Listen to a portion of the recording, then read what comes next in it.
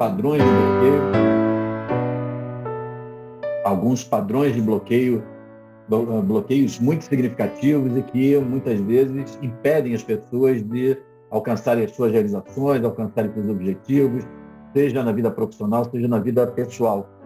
E aí eu venho me dedicando nos últimos anos a desenvolver recursos que efetivamente possam ajudar as pessoas a destravarem as suas vidas impactadas que estão por esses bloqueios. Então, nosso objetivo hoje aqui nessa aula gratuita é ter uma conversa aprofundada sobre isso. Essa aula gratuita ela está sendo também transmitida aqui a alguns participantes do Brasil também, né, porque é um tema que eu venho trazendo aqui no Brasil. Então, nós temos tanto participantes de Portugal, à noite já em Portugal, e aqui, ao final da tarde, no Brasil, porque esse é um tema, né, de interesse bastante amplo. E essa aula gratuita, ela também é o primeiro, é a partida, né, o start da minha programação em Portugal, né? Então, agora, a partir do dia 9, na semana que vem, eu estou indo para Portugal e vou passar aí algum tempo em Portugal, onde a gente vai poder estarmos juntos com alguns de vocês, fazendo 3 imersões presenciais, né? Justamente imersões práticas sobre esse recurso, sobre essa forma de trabalhar, essa forma de destravar os bloqueios internos. Então, essa aula também ela inaugura, né, essa etapa da minha jornada esse ano, 2022, em Portugal. Vamos estar, eu e Carol Menezes, vamos estar em Portugal durante todo novembro, não só de atendimentos individuais, mas também ações presenciais bem práticas sobre esses temas. Então, a aula de hoje ela tem também então um caráter especial que é dar partida a esse projeto da minha ida a Portugal. A partir da semana que vem estaremos aí novamente em Portugal para meu deleite, né? Não sei se a maioria de vocês sabem, mas tanto eu como o Carol Menezes somos cidadãos portugueses, né? Com muito orgulho. E aí, com isso, a gente também, sempre que pode, gosta de voltar a essa terra maravilhosa para poder não só lembrar e reconhecer as raízes, mas também fazer novos amigos, novos contatos, enfim. Então, a gente está, a partir da semana que vem, voltando à terra. Então, é isso. Nós estamos nessa nossa aula gratuita. Nós vamos estar falando a ideia é cobrir esse tema dos bloqueios internos, a identificação, os tipos de bloqueios internos, falar um pouco, uma conversa mais aprofundada sobre isso. Eu vou falar, a duração dela nós estamos prevendo para 1h30, 1h30 minutos.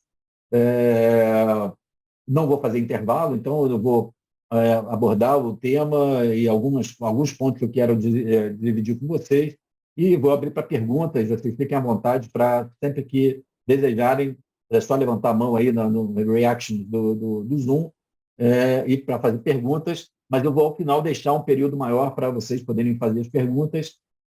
Fiquem à vontade, fiquem à vontade para fazer as perguntas. A única coisa, talvez alguns já me conheçam, nós fizemos uma aula parecida com essa no início do ano, né, que a programação era fazer uma formação aí, mas em função das atribulações aí da Europa, a gente achou prudente adiar o projeto da formação, mas eu agora estou, de qualquer maneira, voltando aí. Então, alguns de vocês já me conhecem, alguns estão me conhecendo hoje, né, então é um prazer também estar com vocês aqui, sejam bem-vindos, bem-vindas. Então, fiquem à vontade para fazer as perguntas, mas algumas pessoas já me conhecem, outros não. Eu vou pedir só que façam perguntas fáceis, não façam perguntas difíceis. Façam perguntas fáceis para poder ficar mais fácil, né? Em vez de fazer perguntas difíceis, vamos fazer perguntas fáceis, né? Você pode fazer as perguntas dentro do tema, fique à vontade, só levantar a mão, vai ser um prazer, dentro da minha experiência, poder esclarecer esse tema. Como eu falei, então, ao final, eu vou abrir para perguntas, para a gente poder ficar mais livre, para poder conversar e atender as dúvidas de vocês. Bom, a questão dos bloqueios internos, ela é um tema, é um assunto que vem me ocupando há muito tempo, porque, invariavelmente, a gente vê pessoas nesse tipo de situação, né? Pessoas que, de alguma forma, relatam em algum momento da sua vida, da sua trajetória, seja na vida pessoal, relatam de não conseguirem avançar com os seus projetos, não conseguirem avançar nas suas realizações, não conseguirem tomar decisões ou ações necessárias para aquilo que desejam na sua vida. Para algumas pessoas, isso passa a ser, às vezes, extremamente incoerente, desconfortável, porque, apesar dessas pessoas, muitas delas já identificarem esses bloqueios, simplesmente não conseguem fazer efetivamente uma ação para mudança. E nós vemos, então, como muitas as pessoas acham extremamente estranho, né? Se sentem, às vezes, bastante, às vezes até constrangidas, porque já sabem que tem aquele bloqueio, desejam e querem mudar e simplesmente não conseguem. Eu tenho um workshop que eu costumo dar aqui no Brasil, acho que ainda não dei aí em Portugal, um workshop que o tema dele é já sei, quero, mas não consigo. Já sei, quero, mas não consigo. Ou seja, as pessoas sabem, de alguma forma, que elas querem mudar aquele comportamento, aquela reação, elas querem fazer essa mudança, mas simplesmente não conseguem. E não conseguem não é por falta de inteligência, né, ou falta de recursos, é porque realmente se deparam com algo que escapa a um controle natural da ação, de uma deliberação, às vezes, da nossa razão, simplesmente da nossa vontade, né? A força de vontade não é suficiente para vencer alguns desses bloqueios. E, e isso que vem, então, me interessando, porque eu vejo cada vez mais que esses bloqueios, quando eles perduram, né, por muito tempo, quando eles são muito estruturais, essa dificuldade de mudança ela se dá exatamente porque eles têm as suas origens, a sua estruturação, né, a formação desses bloqueios em camadas mais profundas do psiquismo. E é por isso que, então, não é apenas uma decisão racional da nossa consciência, do ego, de querer mudar um determinado comportamento ou reação o suficiente, o bastante para efetivar essa mudança. Então, eu tenho me dedicado exatamente por conta disso, por conta de toda essa experiência de 35 anos, trabalhando primeiro com terapia regressiva, depois desenvolvendo métodos de constelação, depois o método de partes internas, mas em todos eles trabalhando na busca dessas origens de conteúdos inconscientes, em estados ampliados de consciência, isso é que tem favorecido a ajudar tantas pessoas a superarem esses bloqueios e retomarem as suas vidas para os rumos, para os caminhos, para o caminho de realização que elas buscam. E não só na vida pessoal, como na vida profissional. Eu, no início da minha trajetória, né, nesses recursos que hoje eu chamo de destrave, né, é um método que eu chamo de destrave, no início, há uns 10 anos atrás, foi muito voltado para os bloqueios na área profissional, atendendo muitas empresas em programas de desenvolvimento de competências, né, que é um programa que eu tenho aqui no Brasil, me deparava sistematicamente com pessoas que queriam avançar na sua profissão, na sua carreira, ou fazer uma transição de carreira para um outro tipo de profissão, e dentro da sua própria carreira, ou na mudança para outras carreiras, se davam, se pegavam, se davam conta de que estavam paralisadas, travadas, muitas vezes sem saber, se sentindo perdidas mesmo, sem saber como escolher, como encaminhar a vida, como decidir planos de ação. Já tinham tentado vários tipos de orientação de coaching e terapias e não conseguiam efetivamente avançar. Isso porque justamente estavam paralisados por alguns desses padrões de bloqueio que eu passei então a identificar. Então, de 10 anos para cá, eu comecei a formatar um método de abordagem mais focal, bem focada, bem breve, para destravar esses bloqueios, né? Isso acabou me dando um panorama muito grande sobre esses bloqueios e a identificação desses bloqueios em diversas áreas da vida das pessoas. E buscando, então, dentro dos métodos que eu desenvolvi, buscar os recursos que pudessem, pontualmente, que pudessem, de uma forma mais efetiva e mais rápida, promover a identificação e a superação desses bloqueios na vida das pessoas. Então, essa experiência, essa bagagem, não só dos métodos que eu venho desenvolvendo, mas principalmente na direção de auxiliar as pessoas a destravar os seus bloqueios, é que vem resultando num conteúdo hoje bem mais consistente. Para vocês terem uma ideia, hoje eu tenho vários tipos de abordagens para vários tipos de travamento, né? Para vários tipos de bloqueio. A gente vai falar também sobre isso. Então, o que eu quero hoje é poder apresentar para vocês, mostrar para vocês, conversar com vocês exatamente sobre esses bloqueios, como é que eles se formam, os principais bloqueios que eu tenho identificado e como é que eu tenho, de alguma forma, usado esses recursos, os recursos que eu venho desenvolvendo para o tratamento e para a abordagem desses bloqueios. Bloqueios, normalmente, que nós identificamos na nossa vida, nem sempre bloqueios capazes de, por exemplo, impedir totalmente que a gente alcance uma realização, mas muitas vezes percebendo, e eu percebo isso, pessoas que têm todo o potencial de alcançar resultados até melhores, performances maiores no seu trabalho, na sua vida de relação familiar, relacionamento amoroso, e não conseguem avançar, ou então avançam em resultados até acanhados, podendo, então, potencialmente alcançar um nível de realização muito maior, que estão, de alguma forma, dificultados, né? Estão, de alguma forma, bloqueados por alguns desses padrões. E isso, invariavelmente, nas pessoas, de modo geral. Evidentemente, para algumas isso é altamente impactante e determinante de uma redução de resultado na vida, em outros, um tipo de embaraçamento, de uma dificuldade, né, de maior de permitindo, talvez, que não alcance, então, esses resultados de excelência. Então, vocês vão ver muitos desses bloqueios, nós, em algum momento da nossa vida, nós identificamos. Em alguns momentos, em algumas áreas da nossa vida, nós identificamos. Isso, às vezes, para as pessoas, de um modo geral, pode parecer um pouco confuso. Por que, então, às vezes, numa determinada situação, por exemplo, profissional, eu tenho um desembaraço, uma autonomia, uma assertividade, uma proatividade para a resolução de problemas, e, às vezes, em outra área da minha vida, numa área de familiar, de relacionamentos familiares, relacionamentos amorosos, eu tenho dificuldade de tomar a mesma iniciativa, ou ter a mesma assertividade na resolução de problemas.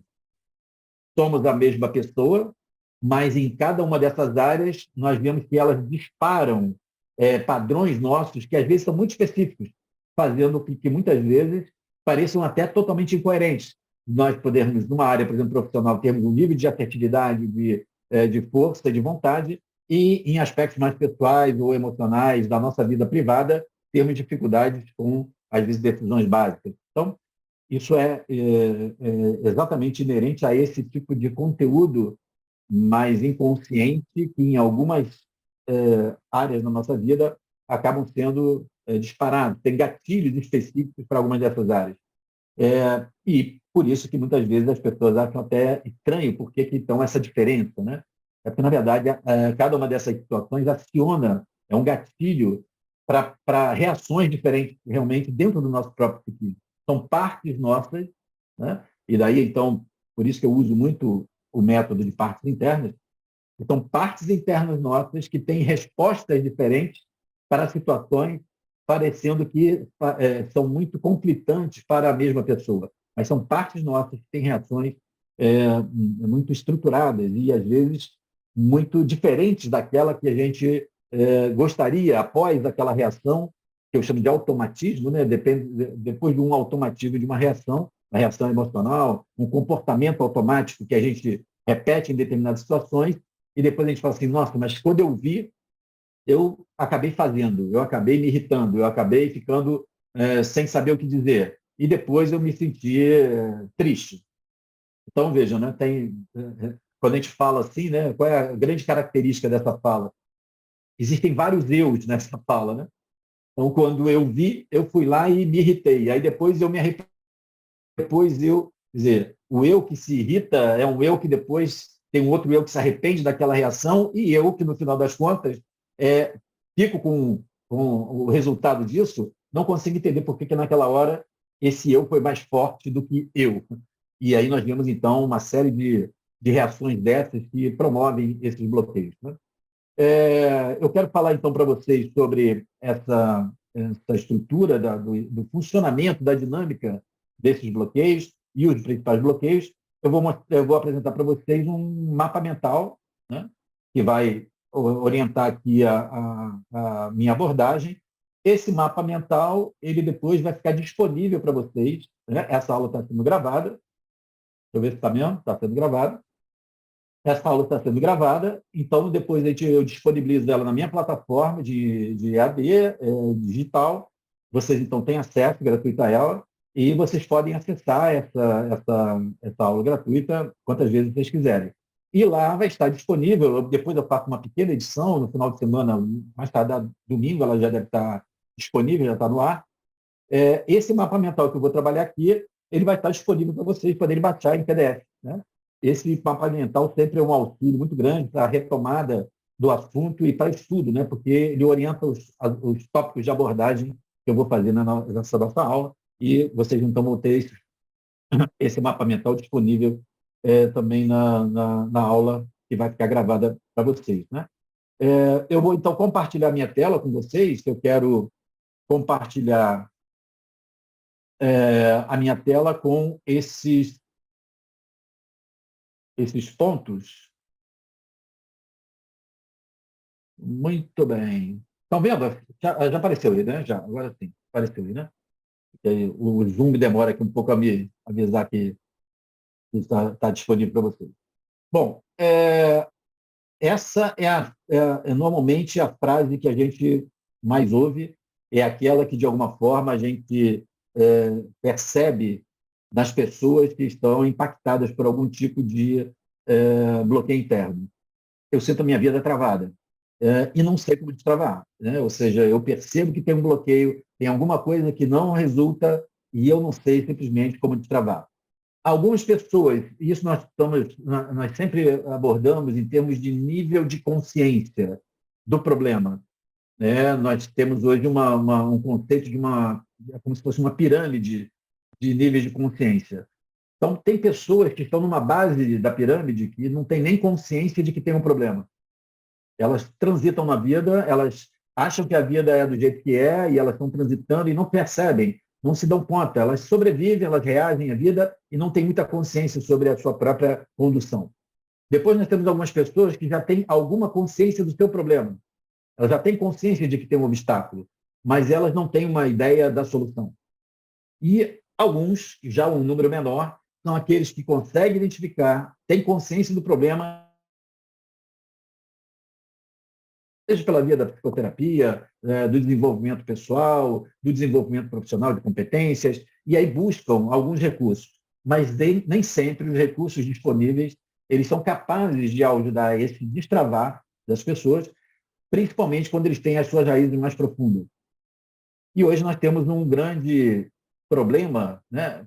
Não é um problema, mas é uma característica que chama atenção, que é o fato de nós termos, por exemplo, na internet, né, uma oferta muito grande de soluções, de opções de saída para esses travamentos, para esse travamento, que, na verdade, são muito superficiais e acabam, então, não conseguindo contemplar uma boa parte das pessoas que, apesar de fazerem aquelas opções, continuam se sentindo travados. Por quê?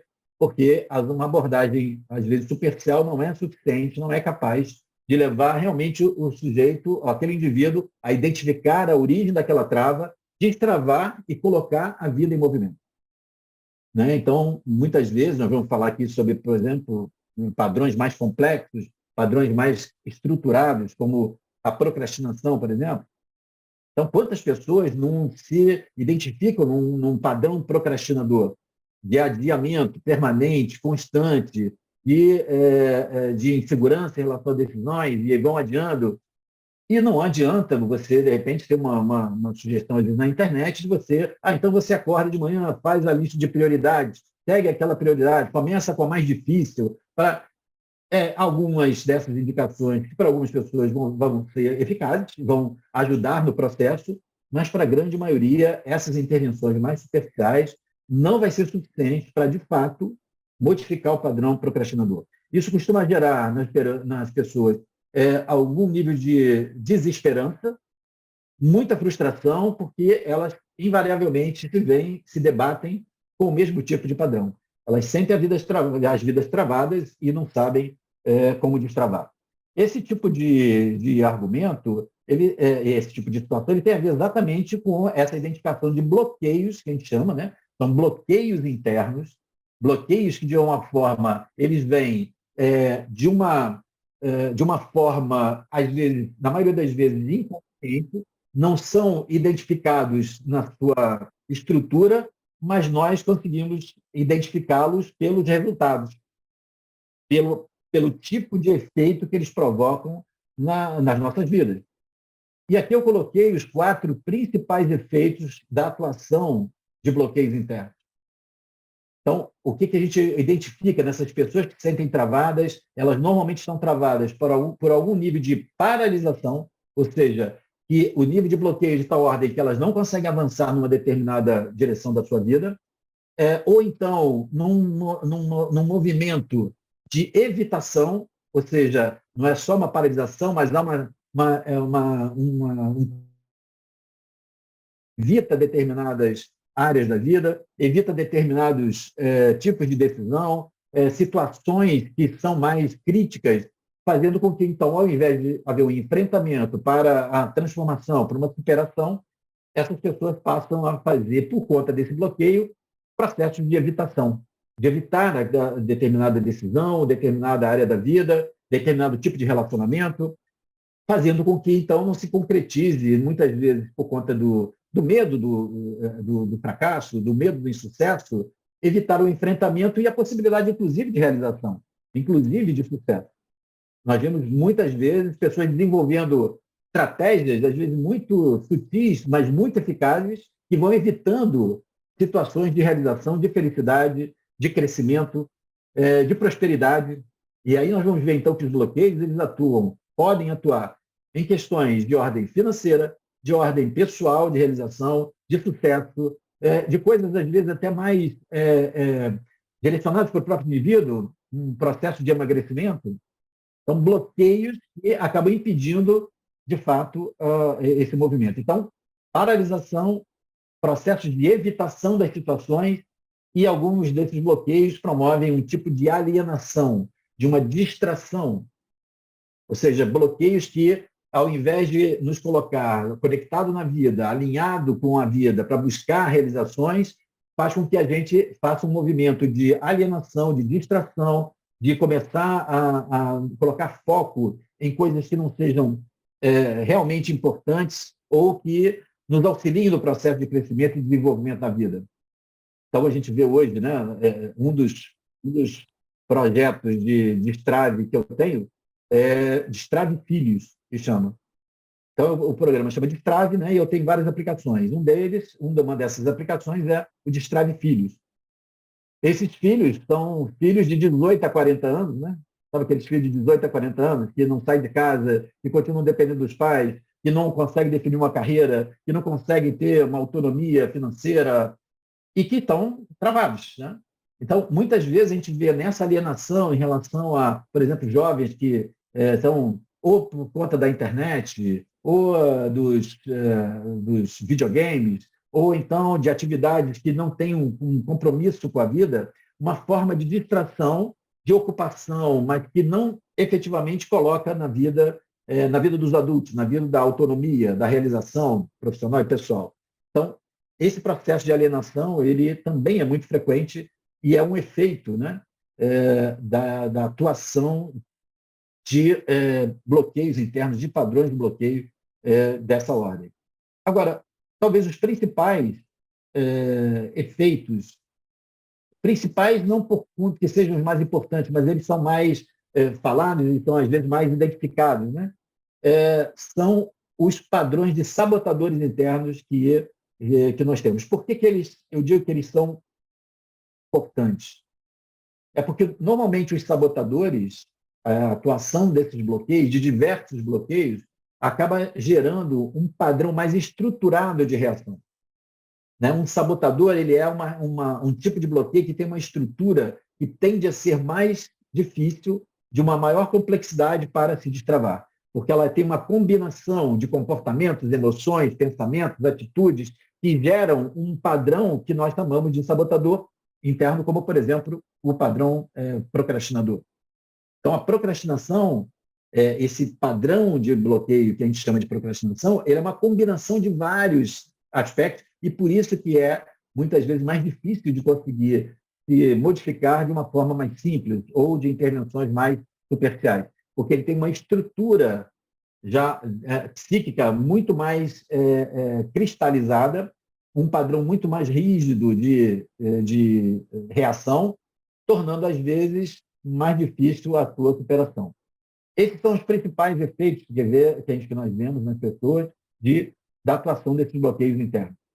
Ou seja, seja pela paralisação, pela evitação, pela alienação, ou por um processo de sabotagem, de boicote, sempre um impedimento para que aquele indivíduo ele alcance um resultado que ele deseja, um resultado esperado, uma expectativa que se cria. Quer dizer, um bloqueio que tem uma capacidade, muitas vezes, poderosa de impedir a realização na vida das pessoas. E isso parece estranho, né? Como é que a gente funciona, né? A pergunta é assim, como é que isso acontece? Porque muitas pessoas falam assim, Milton, mas por isso é lá o título do meu workshop, né?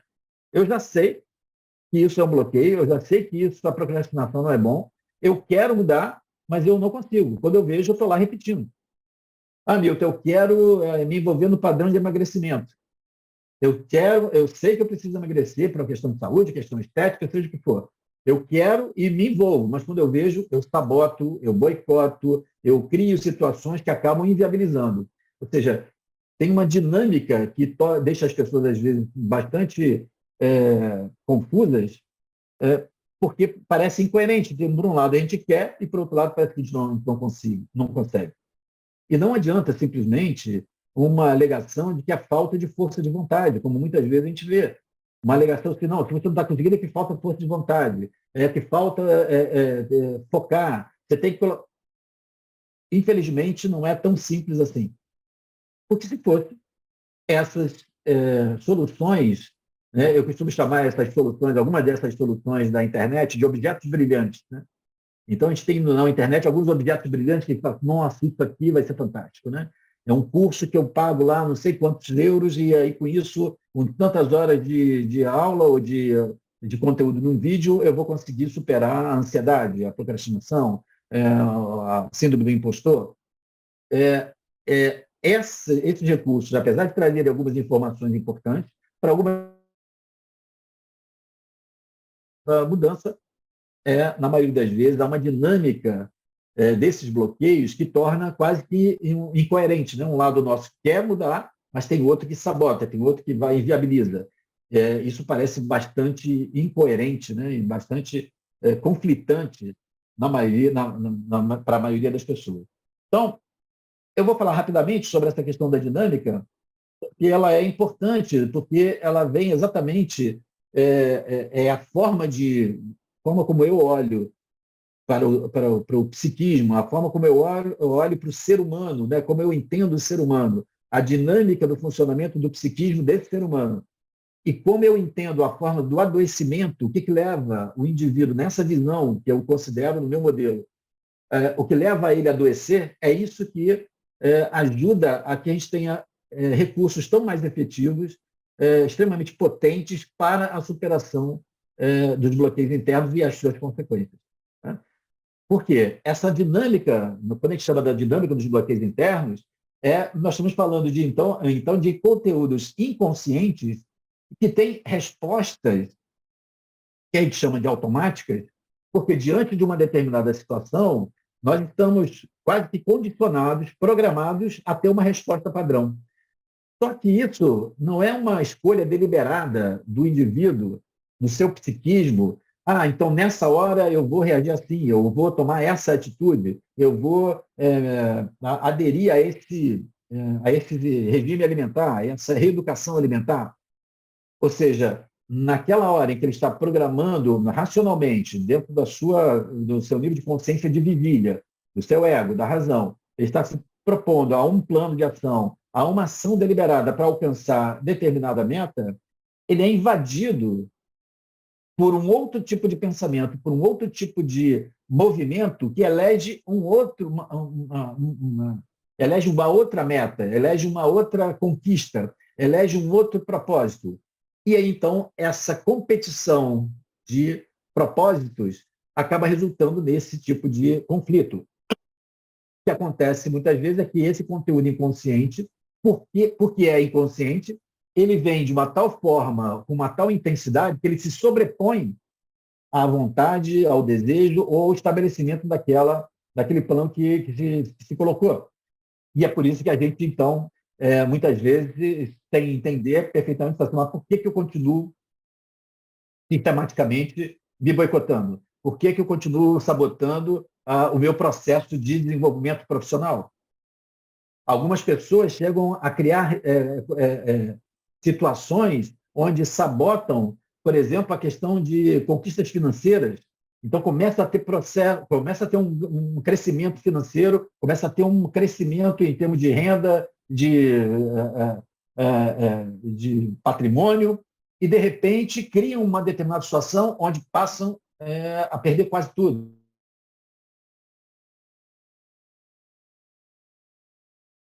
De função. Ou seja, parece estranho que a pessoa não consiga manter aquele processo, porque ela é invadida por um tipo de conteúdo inconsciente, e eu chamo então de automatismo.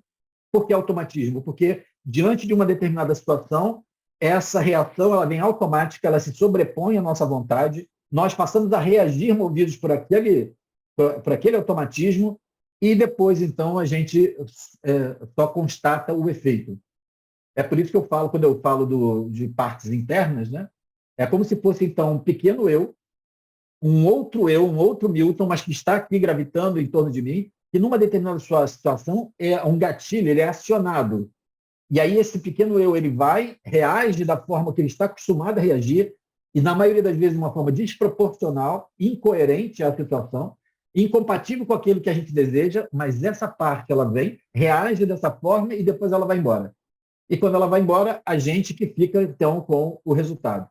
Esse é um mecanismo que é identificado, é presente em todos nós, em reações, em comportamentos mais estruturados, reações que a gente sistematicamente, às vezes, temos e que gostaríamos de fazer diferente, e quando vemos, a gente tem esse automatismo.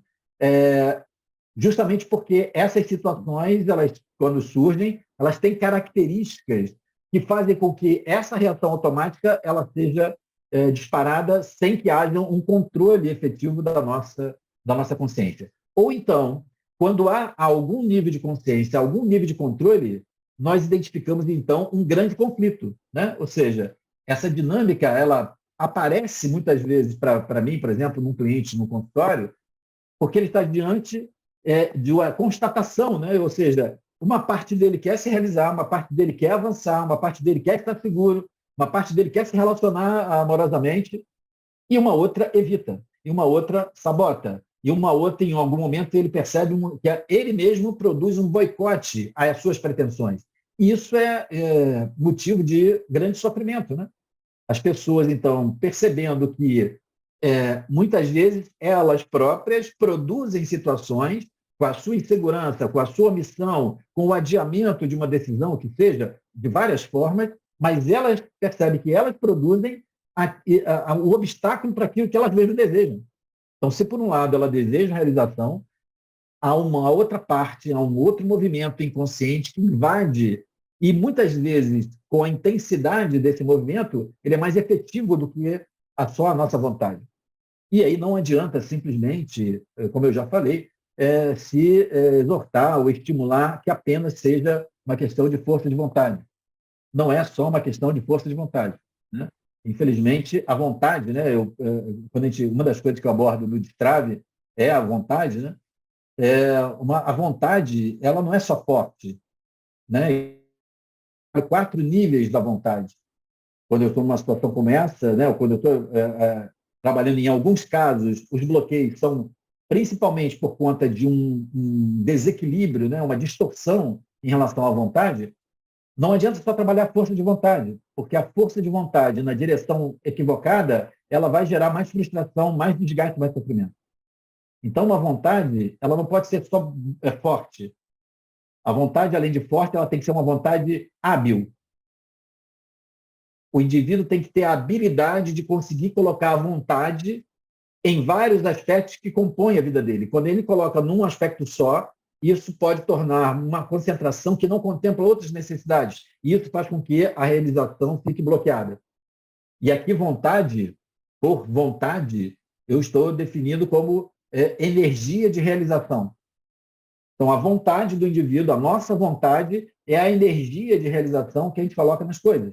Então, se eu tenho um objetivo, tenho um propósito e tenho essa aplicação, essa energia de realização ela pode alcançar o êxito, a realização que a gente busca.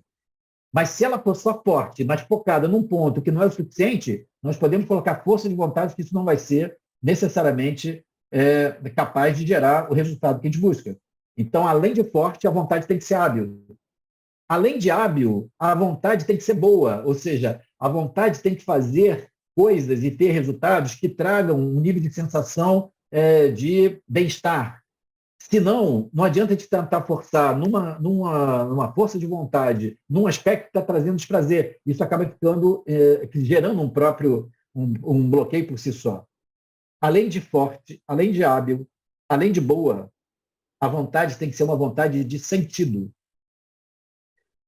Se eu não consigo ver sentido naquilo e onde eu estou projetando a minha energia de realização, essa realização ela tende a não acontecer. Sentido aqui tem a ver com o propósito da alma, com aquilo da nossa vocação, com aquilo que realmente nos coloca num estado em que aquilo justifica o esforço, o movimento.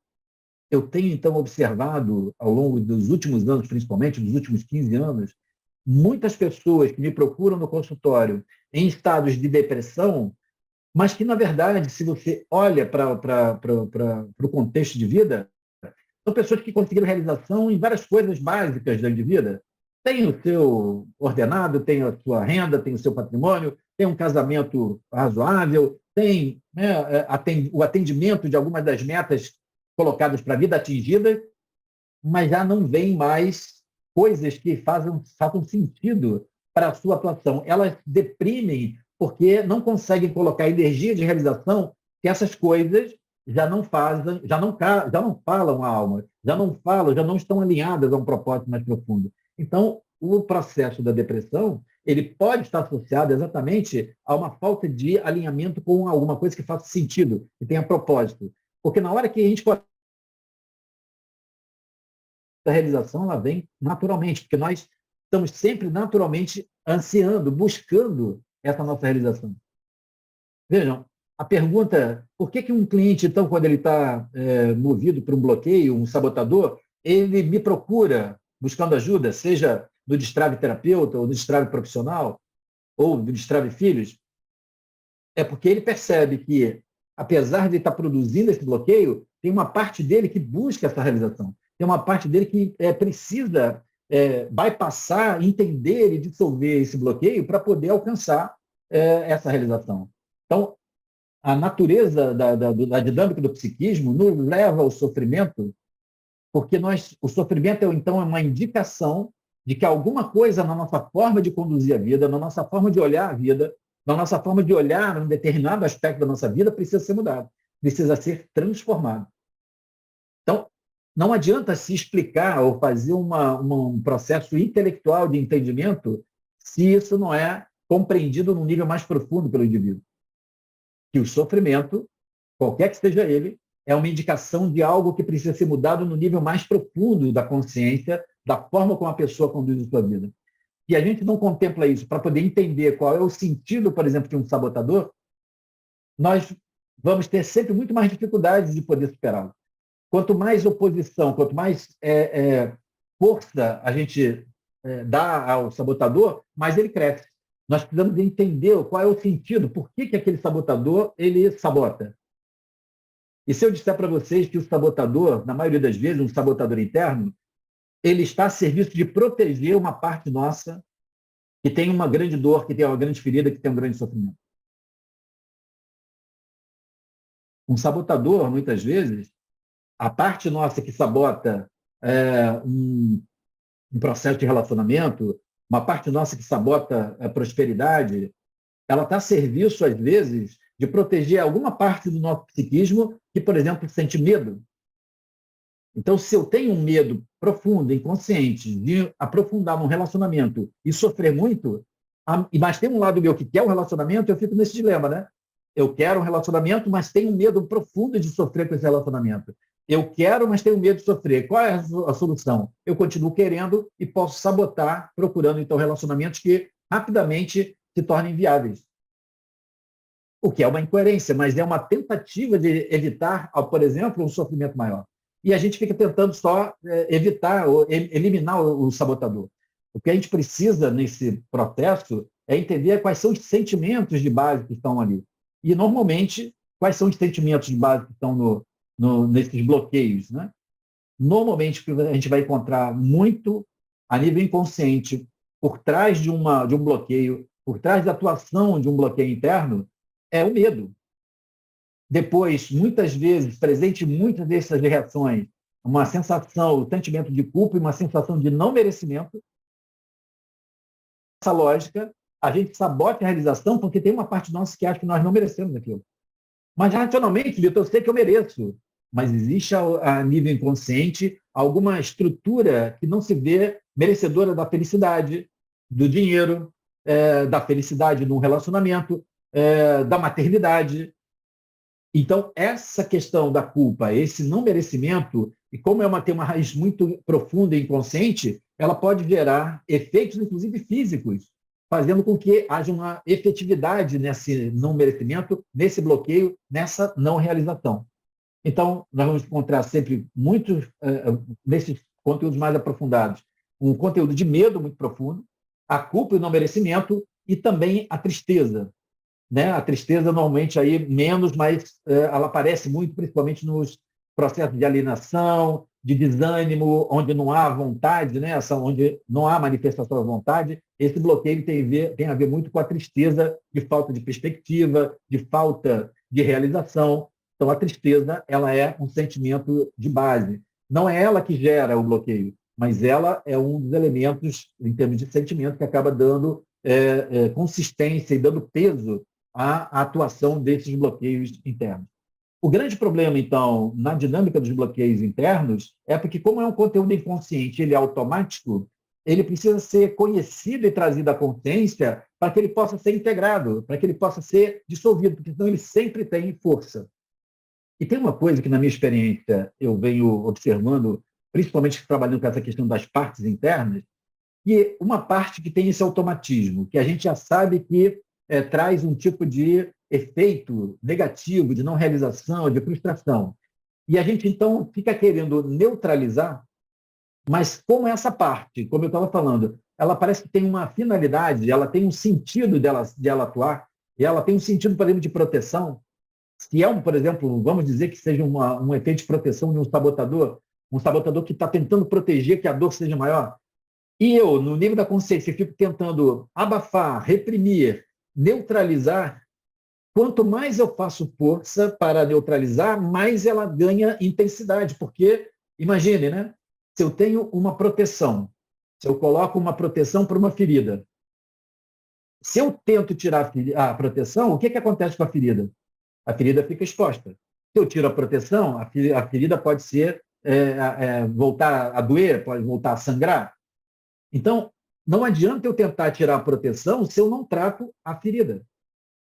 Quando eu trato a ferida, aí eu posso tirar a proteção, porque aí já cicatrizou, né? Então eu posso tirar o curativo. Agora, se eu tiro o curativo e a ferida está ali, isso é uma incoerência. no psiquismo, na dinâmica do psiquismo, ele tenta manter desesperadamente essa proteção porque tem uma ferida. E o que nós normalmente fazemos nas nossas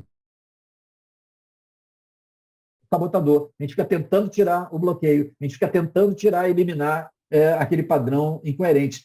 E sem perceber que com isso a gente aumenta a tensão psíquica para a manutenção dele, porque aquele sabotador está a serviço de alguma coisa. A proposta, quando a gente vai trabalhar, então, de uma outra perspectiva, percebendo isso, é poder identificar o que é que está por trás daquele sabotador. Porque na hora que o cliente ele entende, que nós entendemos a serviço de que está aquele sabotador e a gente consegue ter essa consciência, o sabotador perde força. Quando a gente não dá nada para o sabotador, ele quer tudo. Quando a gente dá aquilo que ele precisa, ele fica satisfeito, ele não precisa de mais nada. Com isso, nós conseguimos estabilizar, equilibrar e fazer com que as nossas escolhas, as nossas ações, elas sejam mais conscientes e lúcidas. E aí nós conseguimos realmente conduzir qual é o nosso plano, qual é a nossa próxima ação, qual é a realização que faz sentido. Só que nós não temos essa consciência, porque esses conteúdos são muito inconscientes e nós só nos damos conta deles quando eles vêm à tona e já gerando esse conflito. Nós só vamos perceber a necessidade de regularizar isso quando justamente nessa dinâmica ela aparece no nível do sofrimento. Por isso que eu falei para vocês, algumas pessoas estão com um nível de consciência mais baixo, elas podem estar até impactadas por esses bloqueios, mas elas nem têm noção de que isso, na verdade, é um problema. Elas se acham, então, talvez incapazes, talvez sejam limitadas, e elas acham que é assim, porque elas não têm nem noção de que podem estar dando o seu potencial limitado por um potente bloqueio interno. Então, não adianta só eliminar o bloqueio se nós não entendermos o que está dentro dessa dinâmica, qual é o sentido dele estar ali. Por outro lado, na hora que a gente, então, entende a necessidade que está por trás, e isso é trazido à consciência, o que eu tenho visto é uma capacidade de dissolução, de diluição desses bloqueios internos, favorecendo, então, um destravamento, uma liberação do indivíduo naquela área da vida dele ou no caminho de realização que ele está buscando. Essa dinâmica, ela pressupõe, ela que vai ser a base para um tipo de intervenção, então, que não está apenas preocupada em retirar os bloqueios, mas de poder entender a origem e o sentido desses bloqueios, porque aí eles, naturalmente, eles se reorganizam nessa dinâmica psíquica. Porque se tem um sabotador meu, que é um sabotador que é protetor, que ele tem uma reação de me proteger de uma dor maior, vocês vão concordar comigo. Um sabotador, então, ele tem um aspecto que é positivo. Ele está negativo por conta do efeito que ele está provocando, mas se ele tem uma característica forte de, por exemplo, proteção, se eu conseguir identificar esse traço, essa parte, essa característica, essa qualidade de proteção e integro a minha personalidade, a minha consciência, eu vou, então, ter escolhas e ações muito mais equilibradas. Mas aí, o que a gente faz? A gente fica tentando eliminar a procrastinação, a gente fica tentando eliminar o impostor, a gente fica tentando a insegurança, o medo. Esses aspectos que são bloqueios, quando eles são compreendidos na sua função e são usados conscientemente por nós, eles são úteis na condução da nossa vida e, inclusive, na nossa realização. O problema é que, nessa dinâmica, eles estão numa reação automática que estão impedindo que haja um processo de desenvolvimento do nosso psiquismo, no desenvolvimento da nossa alma, em última instância. Então, mas de onde vem, né? Então, assim, né, a gente poderia falar, né, sobre essa dinâmica aqui, né, intensamente. Normalmente, o que eu tenho visto na hora que a gente, então, aplica, entendendo essa dinâmica dos bloqueios, e vamos aplicar métodos que podem ajudar o cliente a trazer a origem dessa dinâmica, a origem desses sabotadores, a causa que está por trás da causa, né? Então, tem uma causa do sabotador, mas tem uma causa para o sabotador ser um sabotador. Quando, então, a gente aplica os métodos que trazem isso à consciência e ajudam essa reorganização, a gente tem identificado, então, três principais fontes, né? Três principais origens de estruturação desses bloqueios internos. O primeiro deles são as ocorrências marcantes na vida do indivíduo, na história de vida do indivíduo. E aí é claro que história de vida aqui, como eu parto de uma visão mais ampla, num paradigma mais amplo do que o paradigma tradicional, eu estou falando da história de vida que pressupõe não só a história biográfica do nascimento até o indivíduo adulto, mas a possibilidade, estávamos falando de uma história, a história de um indivíduo, da vida desse indivíduo relacionada a uma história, por exemplo, que considera a possibilidade de ocorrências em vidas passadas, ou então na história da humanidade, que esse indivíduo, então, de alguma forma, ele está refletindo na história da sua vida situações marcantes que vêm determinando algumas dessas reações de evitação, de fragmentação, de insegurança. Então, muitas vezes, um indivíduo que está movido por um bloqueio forte como esse, que tem um impedimento, quando nós vamos buscar a origem, nós vamos encontrar, fazer com que ele vá buscando essa origem, o próprio psiquismo vai encontrar a situação onde isso começou a se estruturar naquele tipo de resposta. Então, por exemplo, eu tenho uma pessoa que tem uma insegurança muito grande, de tomar decisões, fica inseguro de se posicionar diante das pessoas, diante de um chefe no trabalho, desenvolve um tipo de reação de alta ansiedade quando tem que se colocar para uma figura de autoridade. Então, isso é um bloqueio, porque essa pessoa não consegue conversar, ela não consegue dialogar quando tem alguém, por exemplo, de uma figura de mais autoridade. E isso paralisa a vida dela. Ela não consegue avançar, não consegue se projetar, não consegue falar sobre suas ideias, por exemplo. Esse é um bloqueio clássico, muito comum.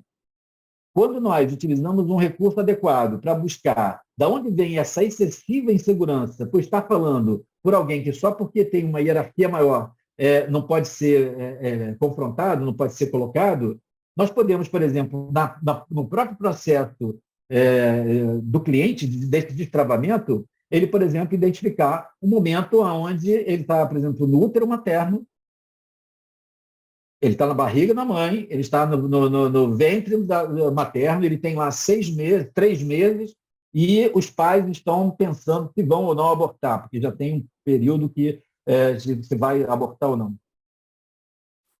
Essa experiência, para esse indivíduo, pode ser tão ameaçadora em relação a ele não se ver capaz de conduzir a própria vida, que pode, nesse indivíduo, desencadear um tipo de insegurança em relação às decisões que ele tem, à assertividade que ele tem sobre a vida, que naquele momento a vida dele, de fato, está na mão de outras pessoas. E como isso é muito pessoal, cada uma desses bloqueios vai ter origens completamente diferentes um do outro. Ou seja, nem todo mundo que teve uma ameaça de ser abortado vai desenvolver esse tipo de insegurança. Nem todo mundo que tem insegurança passou por uma situação dessa no útero materno. E aí, nesse caso, uma das características marcantes, que assim são básicas na forma como eu trabalho, o psiquismo do cliente é que sabe exatamente aonde que está a origem daquele problema.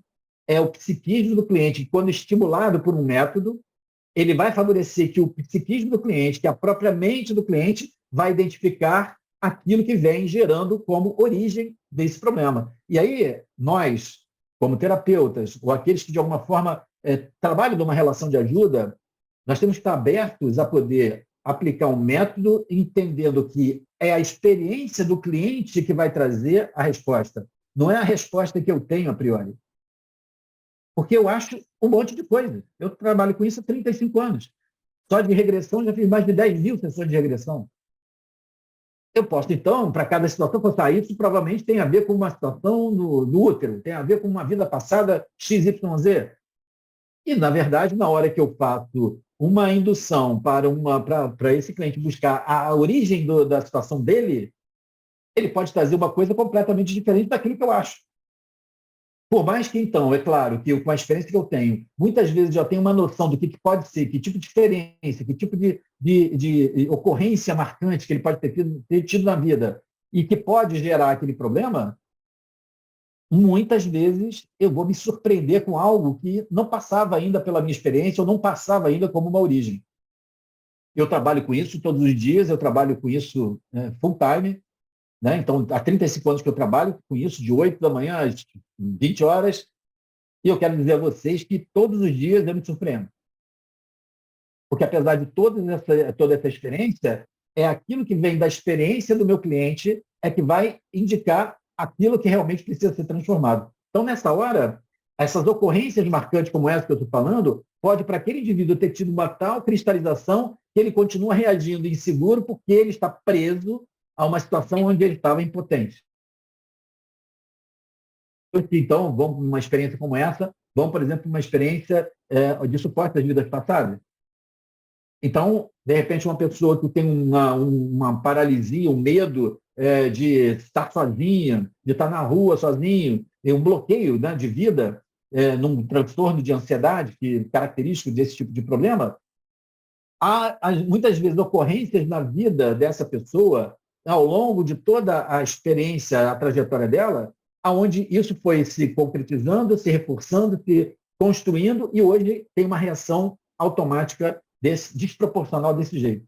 Então, as experiências e ocorrências marcantes, elas vão, de alguma forma, estruturar um tipo de reação automática como se estivessem reagindo àquela situação que está cristalizada. É como se houvesse, então, um pequeno eu, como eu costumo falar, que está reagindo àquele tipo de situação nas situações que o indivíduo passa. Então, as histórias, as ocorrências marcantes, traumas vividos, traumas, às vezes, desencadeados numa determinada situação, eles são estruturantes de um bloqueio.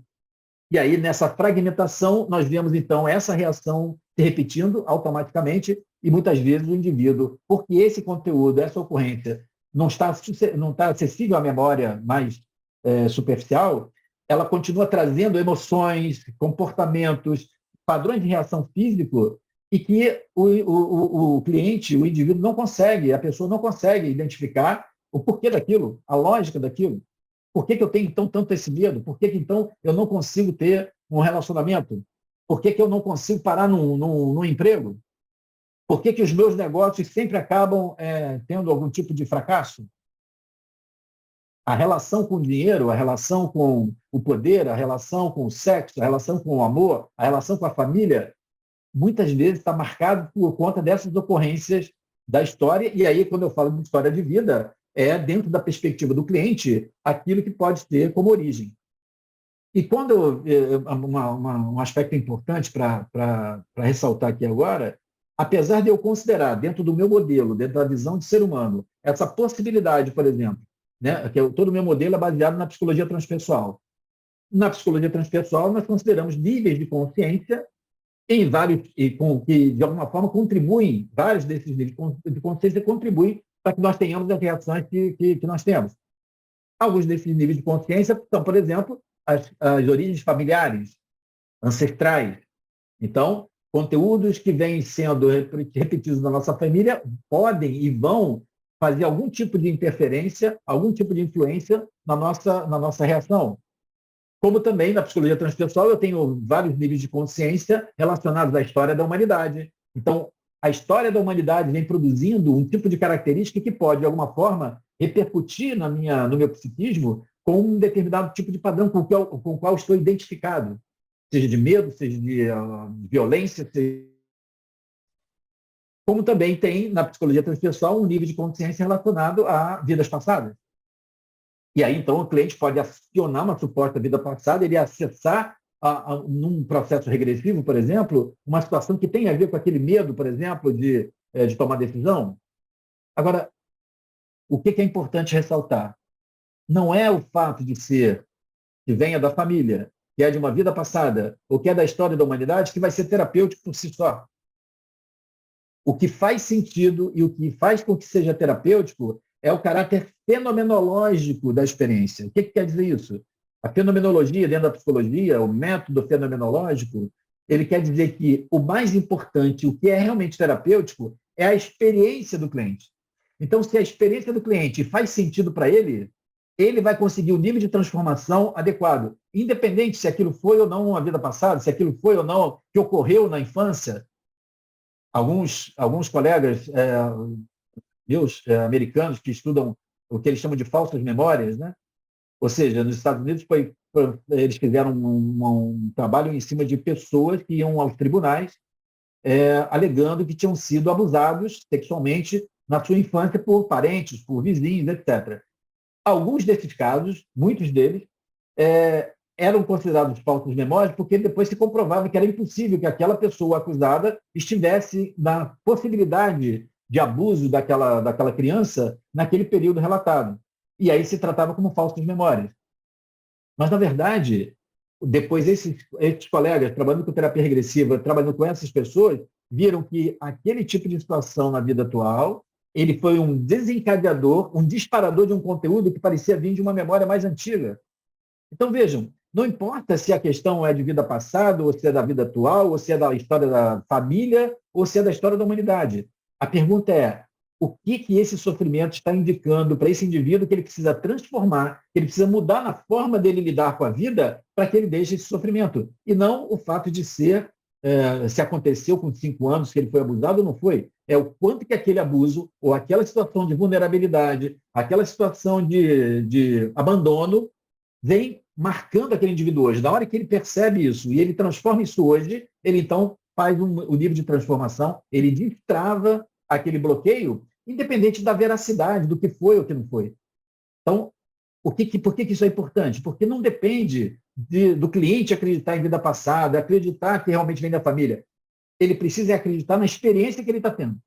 Então, na hora que a gente favorece, que ele tem uma experiência e essa experiência faz sentido, e ele percebe que é isso que ele tem que mudar, nós temos, então, uma chance de poder atender as pessoas independentes da sua crença, independente das suas convicções, porque é a experiência dela que vai legitimar a consciência do que ela precisa transformar. E isso é fundamental. Como eu considero, dentro do meu modelo, dentro da visão de ser humano, eu considero, inclusive, a possibilidade de acesso à experiência de vida passada, muitos dos meus clientes vão acessar a experiência de vida passada. Mas clientes meus sobre isso, eles vão acessar experiências da família, experiências da infância, e vão ter o mesmo tipo de resultado, porque precisa fazer sentido para ele. Não adianta não é o meu objetivo que ele perceba que aquilo pode ser uma vida passada ou não, é a experiência dele. Então, isso faz com que a gente possa ajudar essas pessoas, independente desse tipo de contexto, para que a experiência desse cliente seja transformadora. Ele possa identificar o que ele precisa mudar a partir daí. Mas dentro dessa visão que eu estou falando, o que eu tenho visto como as principais origens dos bloqueios são as ocorrências significativas da história de vida, traumáticas, marcantes, os padrões familiares e os traços de caráter.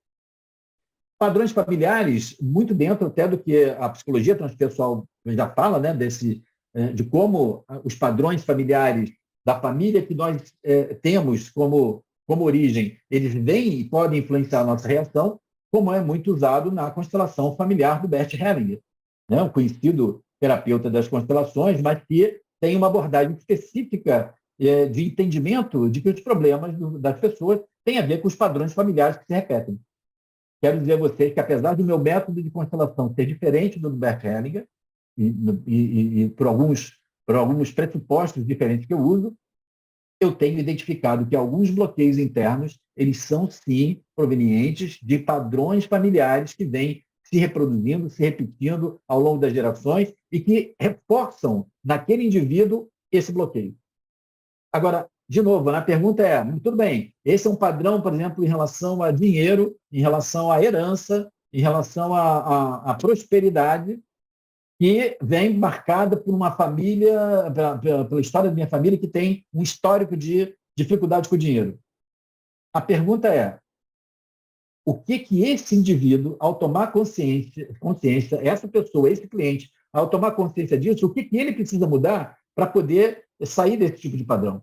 De novo, o mais importante não é só o reconhecimento dessa origem, mas é como que essa origem faz com que o cliente tenha consciência e ele possa, a partir daí, então, promover um processo de transformação. Em última análise, é a transformação que vai liberar, não é só saber que foi desde o bisavô que vem falindo nos negócios que ele tem.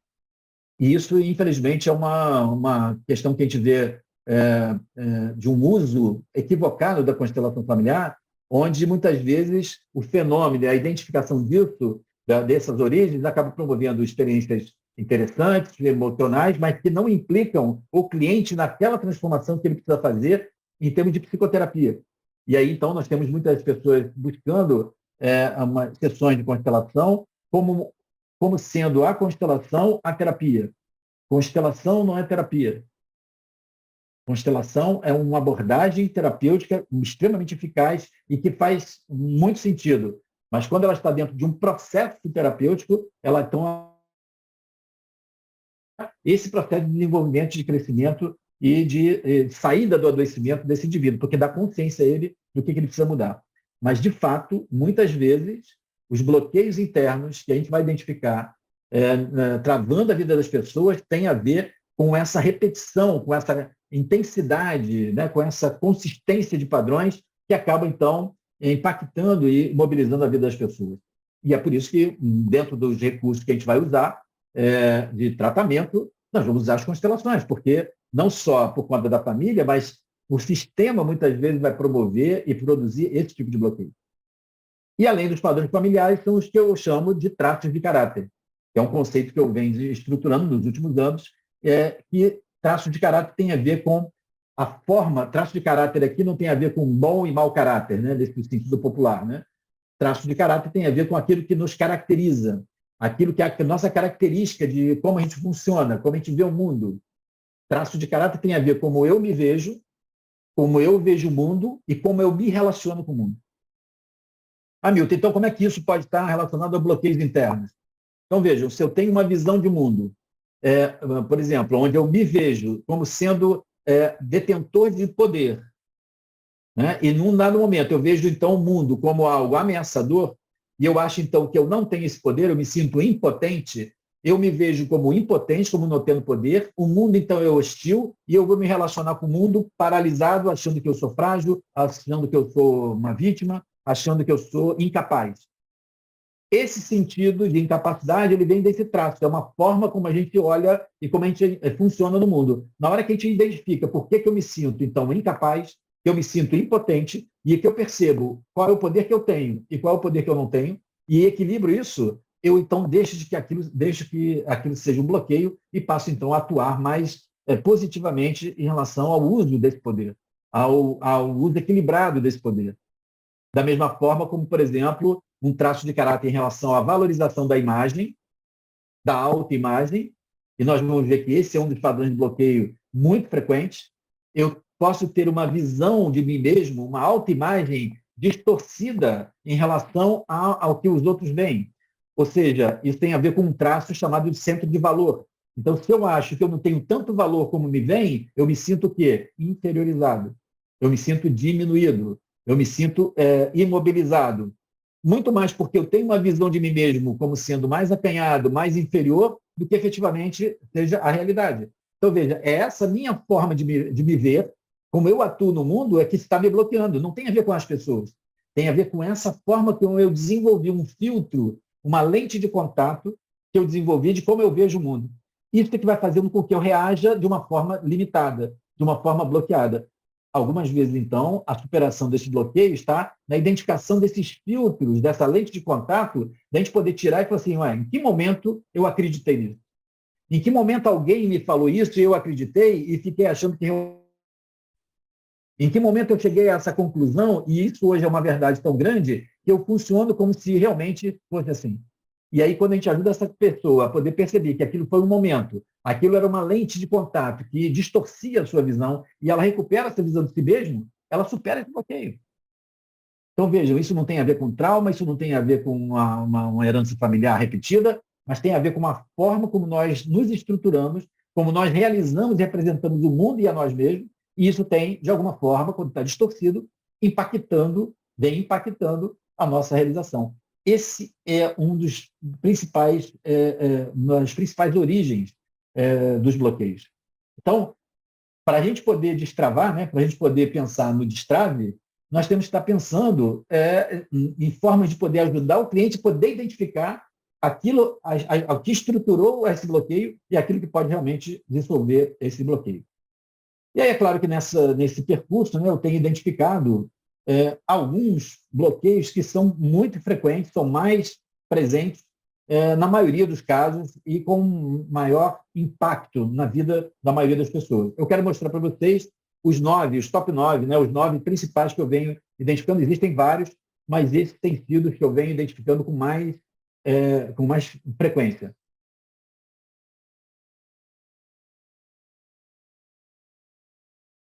Alguns talvez vocês conheçam, talvez não.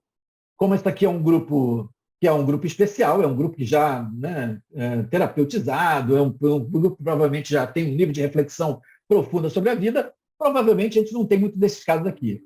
Mas as pessoas que estão lá fora, muitas vezes elas sofrem disso, né? Vamos ver se a gente consegue identificar algumas desses traços, desses padrões dessas pessoas. Deixa eu ajeitar aqui.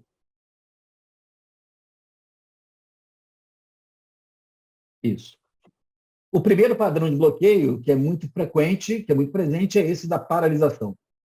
São pessoas que manifestam, né, esse bloqueio interno quando elas, então, paralisam literalmente na vida. Elas não avançam, elas não conseguem tomar o próximo passo, elas não conseguem criar alternativas. Elas paralisam, elas estão normalmente tensas, elas estão normalmente aqui, muitas vezes, por conta do medo. E aí é isso que é interessante, né? Na maioria das vezes, essa paralisação ela é uma evitação de uma possibilidade traumática, dolorosa, e que o medo é tão grande que a saída natural até do corpo, né, diante de uma ameaça, é paralisar, é não enfrentar. Só que como, objetivamente, não existe algo ameaçador de fato, mas é dentro desse automatismo de uma projeção, de uma expectativa de uma tragédia, de um sofrimento, essa paralisia ela fica incoerente, ela fica desproporcional. Então, a paralisação é um dos padrões que a gente vai identificar. Então, muitas vezes você vai ver pessoas que estão paralisadas na vida profissional, apesar de na vida pessoal seguirem bem, na vida profissional a gente tem fluxo, tem progresso, tem crescimento profissional, financeiro, mas na vida pessoal não consegue avançar no campo das amizades, no campo dos relacionamentos afetivos. Então, a paralisação, algumas pessoas estão paralisadas totalmente, né, por uma dificuldade de viver, uma dificuldade realmente de expressar a sua vida, de minimamente se movimentar na vida. São mais raros, mas existem. De um modo geral, a gente vai observar padrões de bloqueio e de paralisação em algum aspecto mais específico na vida. Às vezes não é uma paralisação total, mas é uma retenção, né? Ou seja, as pessoas não fluem totalmente. Eu vou começar agora em novembro um dos métodos de destrave, que é o destrave terapeuta. Destrave terapeuta. Porque eu vejo, né, por lidar e formar muitos terapeutas, né, até hoje mais de 1.000 terapeutas formados, eu vejo quanto que os terapeutas eles se embolam, se embaraçam em alguns bloqueios e que deixam, por exemplo, esse sentido de paralisação e que impedem que essas pessoas sejam melhores terapeutas, que possam atender mais pessoas, que possam viver da terapia, que possam viver de ajudar outras pessoas a superarem suas dores. Então, é muito comum, por exemplo, no campo dos terapeutas, a paralisação, a insegurança, a autoimagem ocorrer, por exemplo, pela dificuldade de lidar com dinheiro. Terapeutas que têm dificuldade de cobrar, dificuldade de colocar valor na sua sessão, a dificuldade de cobrar, de reter dinheiro. Isso é um conteúdo inconsciente, as pessoas querem viver disso, mas elas têm dificuldade de lidar com dinheiro. A insegurança e o medo em relação aos atendimentos, o que pode acontecer, e se errar, e se fizer uma intervenção equivocada, e isso paralisando, né, impedindo que essas pessoas possam fazer um processo mais ativo de divulgação, por exemplo.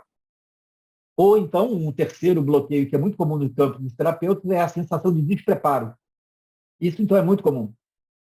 Como é um campo muito vasto, muito cheio de detalhes, né, muitas nuances, as pessoas ficam achando que elas estão sempre despreparadas. E o problema não é faltar conhecimento, porque nesse campo a gente vai estudar o resto da vida.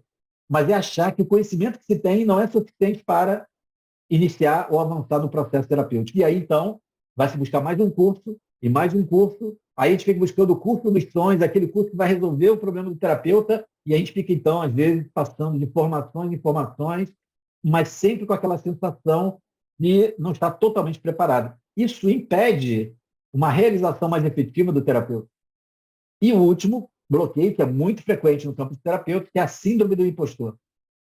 A sensação de que, quando vai falar, parece que a gente fala que pode fazer, a gente acha que as pessoas estão achando que a gente é mais do que a gente acha que é.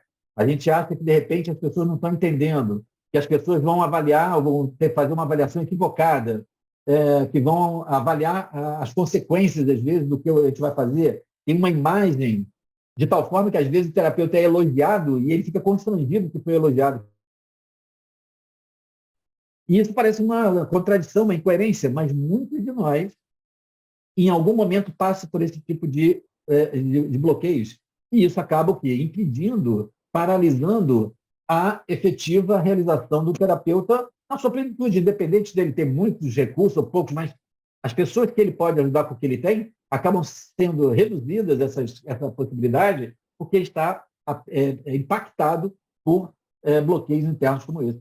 Então, eu faço o destrave de terapeuta, por quê? Porque tem muitos terapeutas que têm um grande potencial de ajudar muitas pessoas, de viver da terapia e estão patinando com poucos clientes, com pouca condição financeira, não conseguem divulgar o seu trabalho e não se dão conta de que estão paralisados por conta de bloqueios como esse que eu estou falando. É um desperdício, às vezes, pessoas que têm têm muita capacidade a oferecer para ajudar pessoas que estão travadas porque estão embaraçadas nos seus próprios bloqueios. Eu sei que muitos aqui talvez sejam terapeutas ou querem ser terapeutas, alguns estão interessados no tema, mas eu sei que tem terapeutas e pessoas que querem ser terapeutas, e eu vou afirmar para vocês uma coisa, nesse momento que nós estamos conversando aqui, existem milhares de pessoas que estão lá fora aguardando poder conectar com alguém, talvez com você, uma pessoa que pode fazer a diferença na vida dessas pessoas. E às vezes a gente não consegue chegar sequer nessas pessoas, não consegue comunicar o nosso trabalho, dizer o tipo de trabalho que a gente faz. E quando a gente não faz isso, a gente não conecta com esse cliente. E aí, além de não ter esse cliente, a gente está deixando de poder ajudar, fazer a diferença na vida dessas pessoas. Porque nós estamos embaraçados, muitas vezes, nesses bloqueios, às vezes até sem se dar conta do quanto nós podemos estar impactados. Paralisação, insegurança.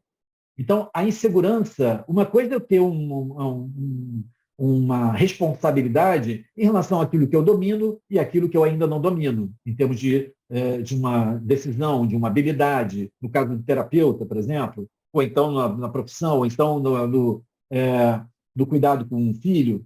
Insegurança tem a ver com a sensação de não ter capacidade, de não ter condições de lidar com um determinado problema. Em algum nível, isso é saudável, porque nos coloca na condição de buscar esse recurso. Mas essa insegurança, quando ela é significativa, ela é extrema, ela é movida pelo medo, né? O medo de a gente não ter capacidade faz com que a gente não consiga sequer iniciar aquela ação.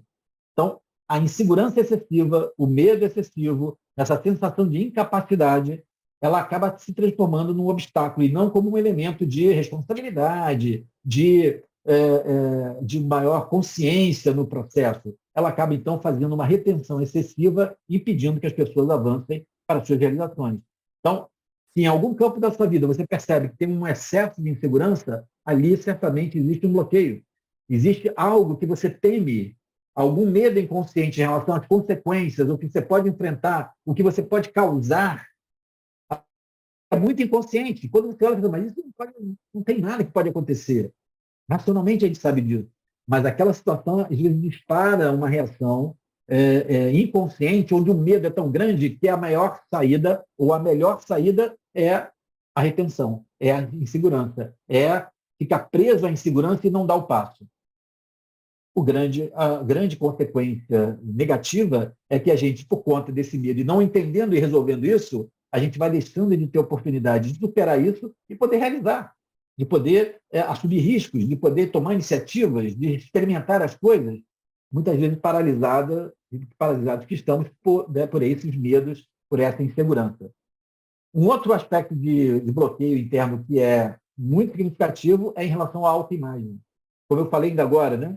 Ou seja, muitas vezes o que bloqueia é que nós temos uma autoimagem tão defasada, tão diferente da realidade, que a gente então se reduz, a gente se diminui, a gente se humilha, a gente se inferioriza e acaba não expressando, porque a gente tem uma autoimagem defasada.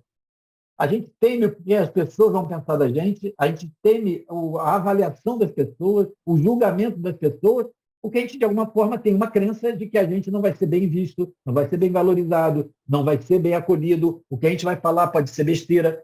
Isso tem a ver com uma autoimagem defasada em relação à realidade. Esse tipo de autoimagem distorcida, ele acaba sendo uma dificuldade de expressão, de ocupar os espaços naturais da vida, fazendo com que esteja retido, bloqueado, travado. Eu tenho um trabalho que eu fiz para uma consultora de marca pessoal, de branding pessoal, né? Para mulheres. Ela trabalhava com mulheres, com marca pessoal, de se colocar, de se vestir, de se posicionar em reuniões, de se empoderar, toda uma proposta bastante interessante. Ela ajuda mulheres nesse quesito. Uma das coisas que aí eu utilizei o Destrave para ela poder aplicar nessas mulheres é que as mulheres muitas vezes olhavam para uma roupa e falavam assim: eu não consigo vestir, isso vai ficar feio em mim. Mulheres que, às vezes, dentro de um padrão estético específico, são consideradas bonitas, são consideradas atraentes, mas a autoimagem é de tal forma defasada que elas não conseguem se ver atraentes, não conseguem se ver interessantes, não conseguem se ver empoderadas. Isso tem a ver com uma autoimagem defasada. Essas mulheres acabam não tendo e desperdiçando oportunidades de crescimento, de realização, porque se julgam inferiores. Muitas vezes, como eu falei antes lá, porque não se julgam merecedoras. A sensação de não se sentir merecedor faz com que a gente, de alguma forma, possa evitar se sentir bonita, se sentir impactando por exemplo, numa reunião, afirmando nossa posição, porque isso nos coloca em destaque, isso nos coloca numa condição de confronto, e aí há um encolhimento, uma perda de oportunidade, uma perda de visibilidade, e com isso nós passamos, muitas vezes, invisíveis pela vida.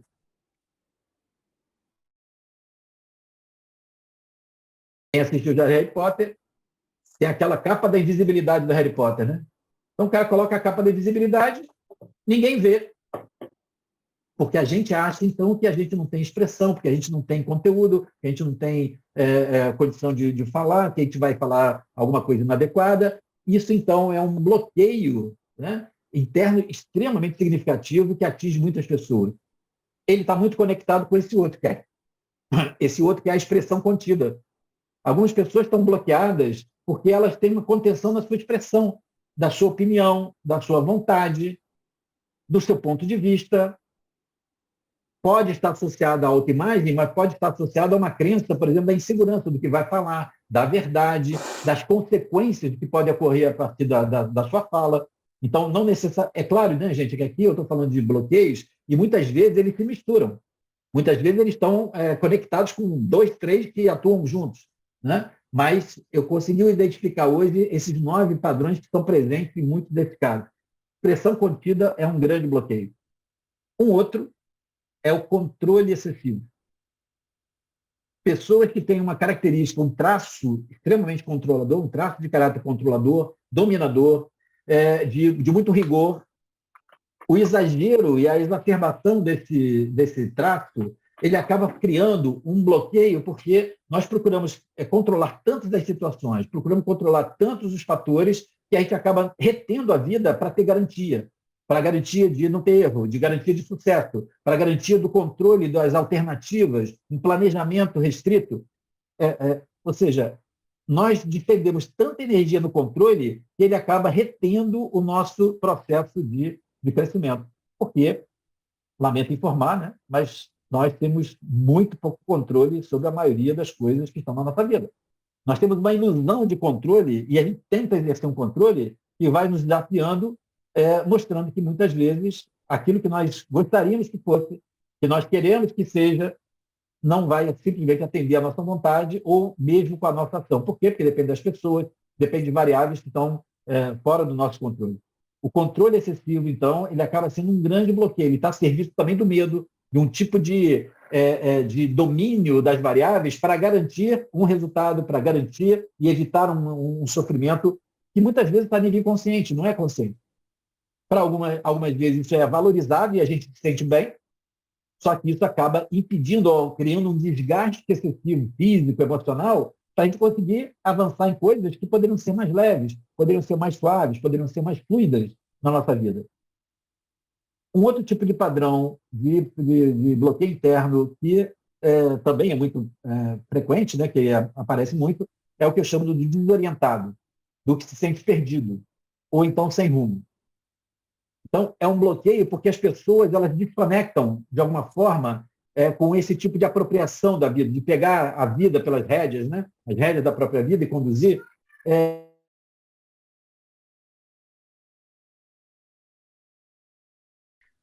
Meio zumbis, né? Meio mortas-vivas. Elas vivem, mas elas estão se sentindo meio perdidas, sem conexão, estão se sentindo um estranho no ninho.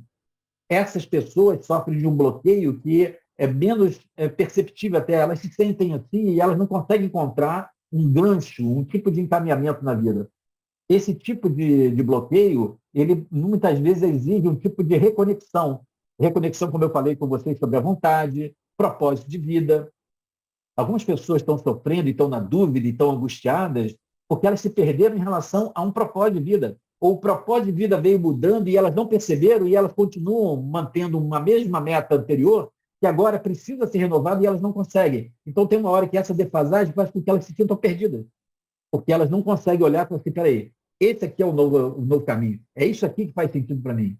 Com isso, essas pessoas ficam patinando em insegurança, em incerteza, em insucesso, porque elas não conseguem reorientar a sua vida para algo que faça sentido e tem a ver com alinhamento de propósito. Então, esse bloqueio aqui é por conta de uma desorientação, é uma falta de conexão. Enquanto essa pessoa não reconecta, ela vai ficar bloqueada, ela vai ficar travada.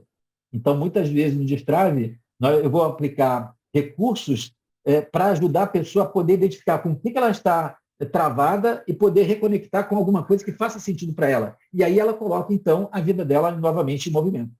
Então, muitas pessoas que estão nessa situação de estarem travadas, desorientadas, perdidas, se sentindo sem rumo. Tá? Um outro, que eu já falei um pouco aqui, é o do desanimado, sem vontade. Pessoas que estão travadas na vida, estão bloqueadas, porque elas não conseguem sentir ânimo, elas não conseguem conectar. Não é necessariamente um quadro depressivo clássico, não é necessariamente um quadro clássico. O quadro depressivo seria o extremo desse bloqueio. Mas são pessoas que estão vivendo, elas estão transitando na vida, mas elas não se sentem realmente motivadas na vida. Elas não se sentem realmente com algo que traga sentido naquilo que elas fazem. Então, elas continuam indo para o trabalho todos os dias, continuam recebendo ordenado todos os meses, continuam cuidando dos filhos todos os dias, fazendo a comida, ou então, sim, mas não se sentem realizadas. Isso é uma forma de bloqueio, que essas pessoas estão reproduzindo uma vida automática, desanimadas, né? Não tem ânimo, quer dizer, não tem um vigor de vida, não tem vontade, quer dizer, não tem uma motivação de realização. Elas estão vivendo. Elas não estão, como eu falei, num quadro depressivo, mas elas estão travadas porque elas não fazem com que a vida ela faça sentido. São as pessoas que eu costumo dizer que conseguem sobreviver, mas elas não conseguem viver. Elas sobrevivem. Elas continuam mantendo as atividades que as mantêm vivas, mas elas não vivem no sentido de fazerem coisas que agora façam sentido para elas e para outras pessoas, que possa agregar à sociedade, ao grupo social, ao seu trabalho, à sua família. Elas têm uma motivação, têm um motivo onde colocarem suas principais metas, o seu propósito. São pessoas, então, que acabam transitando nessa situação de desânimo e sem vontade. Essa penúltima é do não merecimento e da culpa, que normalmente ela vai aparecer em algumas delas. Alguns de nós estão travados porque tem uma crença profundamente enraizada de que não merece ser feliz, de que não merece as oportunidades, de que não merece ter um determinado relacionamento, ou uma determinada realização, um determinado sucesso. E por mais que pareça incoerente, nós vamos criando, por conta dessa crença, um boicote às reais possibilidades de que a gente alcance isso. Então, nós produzimos isso por um mecanismo totalmente inconsciente, não é consciente, nós queremos ter realização, mas muitas vezes nós produzimos essas situações que inviabilizam esse tipo de sucesso. E o último que eu quero colocar é o que eu chamo de, então, ele é mais complexo, né? que são os sabotadores internos. Por que os sabotadores, então, como eu já falei, né, vou repetir, os sabotadores eu posso considerá-los mais complexos? É porque os sabotadores, normalmente, são sabotadores internos, que são estruturas nossas que combinam vários desses padrões que a gente viu acima, mas eles se estruturam de uma forma muito coesa, uma forma muito sistemática de ação. E aí nós vamos identificar que são padrões mais consistentes, mas que têm o mesmo efeito, manter o sujeito bloqueado. Essa sabotagem, né, esse sabotador, ele impede, ele está sabotando o quê? A nossa realização, o nosso sucesso, a nossa felicidade, o tipo de realização que a gente busca em qualquer campo da vida. Esses sabotadores são também estruturas internas que surgem impedindo essa realização. Eu coloquei aqui alguns dos que são mais frequentes, talvez vocês reconheçam, né? Alguns que eu vou colocar aqui. A procrastinação, né?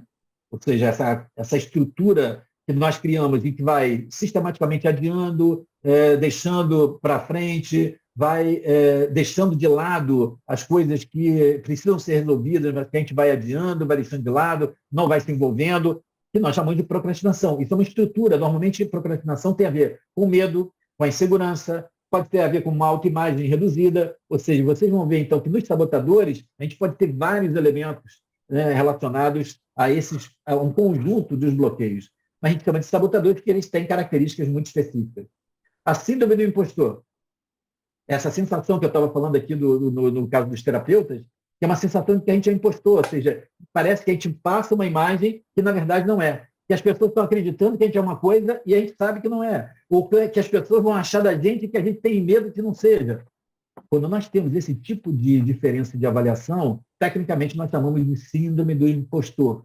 Ou seja, parece que nós somos impostores daquilo que a gente está propondo, do que a gente está querendo ensinar, do que a gente está querendo dizer que pode fazer, de como as pessoas vêm e elas acham que a gente tem essa defasagem de avaliações em termos de valor, nós temos o que nós chamamos de síndrome do impostor. Uma questão mais estruturada que, por exemplo, no caso dos terapeutas, muitos terapeutas com essa síndrome do impostor não conseguem ser bons terapeutas, porque sempre acham que estão aquém daquilo que se espera. Não são aquilo tudo. Tem medo de afirmar que podem ajudar uma pessoa porque elas não se sentem seguras em relação a isso. Síndrome do impostor. O perfeccionismo é um sabotador. Porque muitas vezes a tentativa de perfeição, o que vocês acham que leva uma pessoa a agir de uma forma a ser perfeccionista? O que é querer ser a perfeição? Senão para evitar o erro, para evitar que haja alguma consequência ruim, para garantir que a gente não seja motivo de crítica.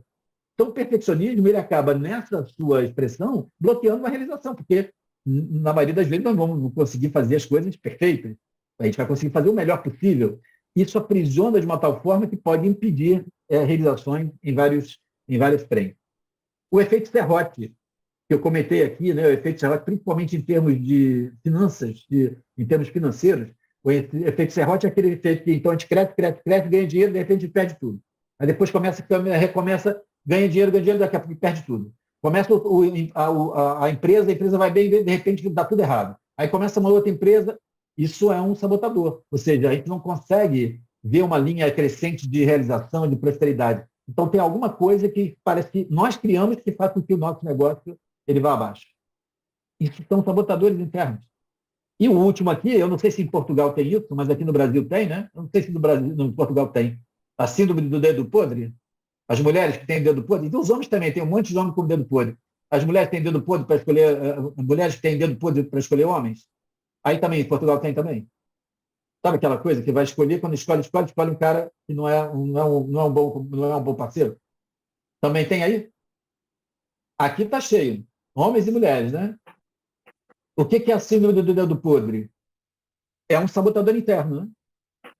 Tem uma parte nossa que quer se relacionar, tem uma parte nossa que quer ter um amor, tem uma parte nossa que quer ser feliz no relacionamento e tem uma outra que fala assim, não vai dar certo, vai dar errado. Olha, eu estou te falando. Não, mas eu quero muito acreditar no amor, eu acredito muito no amor. Eu estou falando que vai dar errado. Ah, mas eu quero muito. Tá bom, deixa que eu escolho. Aí vai lá e escolhe. Esse. Aí vai. Ah, beleza. Aí vai. Aí é alcoólatra, bate, não tem nada com dinheiro. Ah, não deu certo e vai. Aí fica tudo bem. Ah, mas eu quero o amor. Aí fala assim, mas já falei para você, não vai dar certo. isso não é para você. Ah, mas eu quero muito. Aí ficam duas partes nossas, né? Eu quero muito e tal. Tá bom, deixa eu escolher de novo. Esse. Ou seja, é quase que uma atração para alguma coisa que já prenuncia o insucesso. Isso é um produto de um sabotador interno.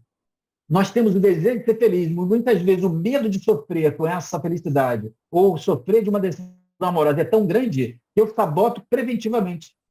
É uma incoerência, mas muitos de nós estão presos nesse tipo de reação. E o dedo podre não acontece só nos relacionamentos, muito nos relacionamentos, mas, por exemplo, com tipos de emprego, com tipo de trabalho, com tipo de chefe. A gente parece que atrai. Isso é um processo de sabotagem com alguma coisa que está por trás do sabotador e, enquanto a gente não identifica, a gente não consegue efetivamente destravar. Esses são os principais bloqueios internos, né? E aí, o que eu venho fazendo, né, na minha atuação é o que eu chamei de destrave. Ou seja, é um método, é um programa de atuação muito curto, normalmente uma mentoria muito curta, muito focada e muito breve.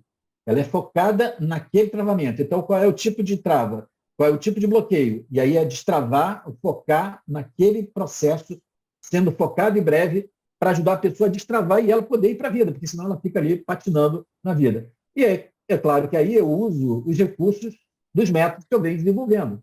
Né? Então, para o destrave, eu não uso um processo terapêutico convencional, de sessões e tal, onde a gente vai trabalhar todas as questões. Não. Eu utilizo recursos das partes internas, do método de partes internas, recursos do meu método de constelação, recursos da personificação e terapia regressiva, para que, combinados de uma forma focada, possam atingir e levar o cliente a perceber e destravar para ele poder avançar na vida.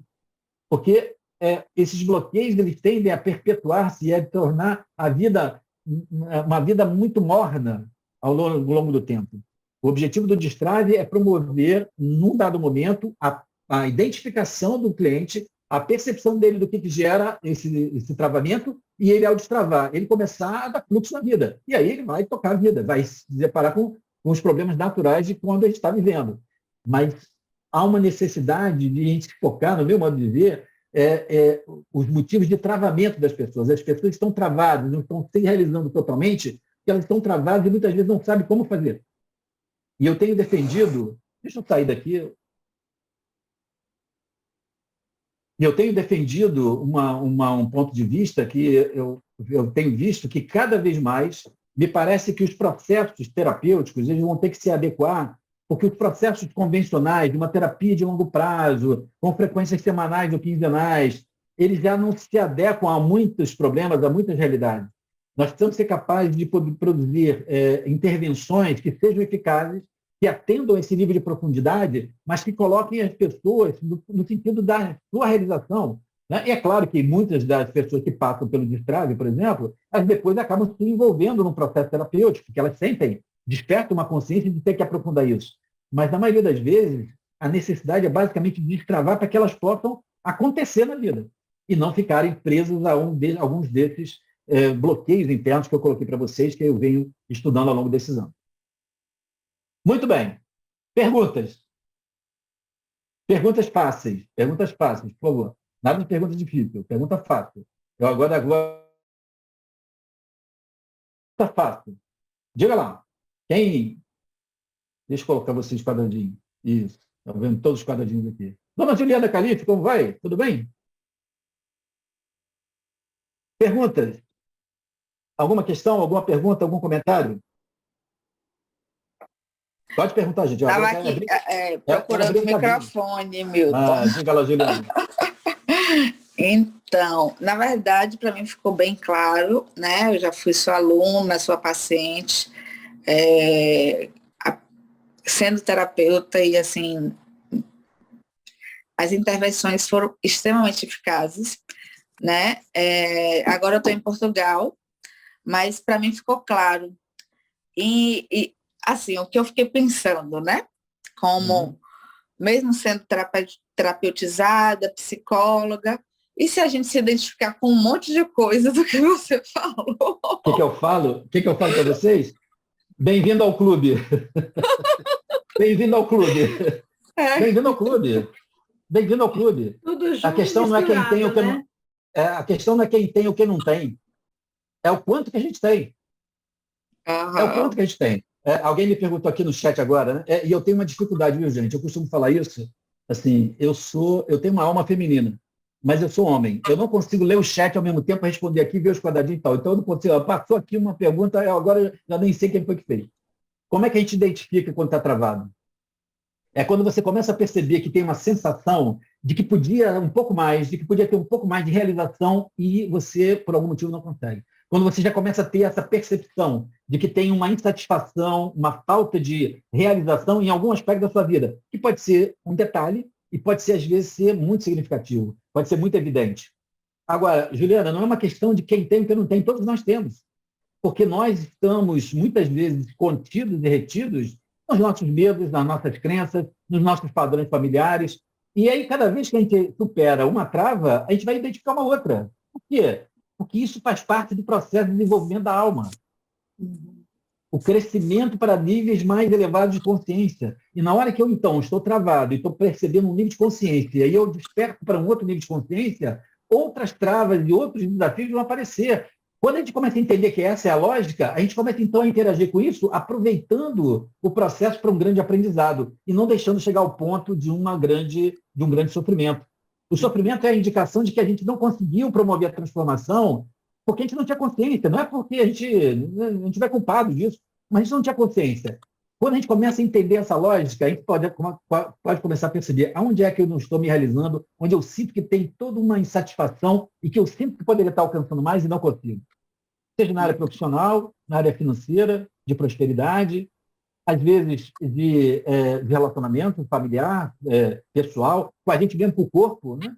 Com o corpo, a questão do emagrecimento, de cuidados com o corpo, enfim, aonde você percebe que tem esse déficit. Está muito inconsciente, você não vai nem perceber. Agora, quando a gente começa a ter esses pequenos sofrimentos da nossa insatisfação, da nossa incerteza, daquele desânimo de a gente perceber que gostaria de estar numa condição XY que a gente não consegue, isso é uma indicação de que a gente tem algum tipo de trava. Vejam, os terapeutas, você é terapeuta, eu faço de terapeuta, os terapeutas têm dificuldade de cobrar, de colocar valor no seu trabalho, de falar da sua sessão. Aí fala assim, não, a minha sessão, quanto que eu vou cobrar a minha sessão? Eu vou cobrar, o Milton cobra 120 euros. Não, então, não, 120 não, imagina, o Milton cobra, eu vou cobrar 80.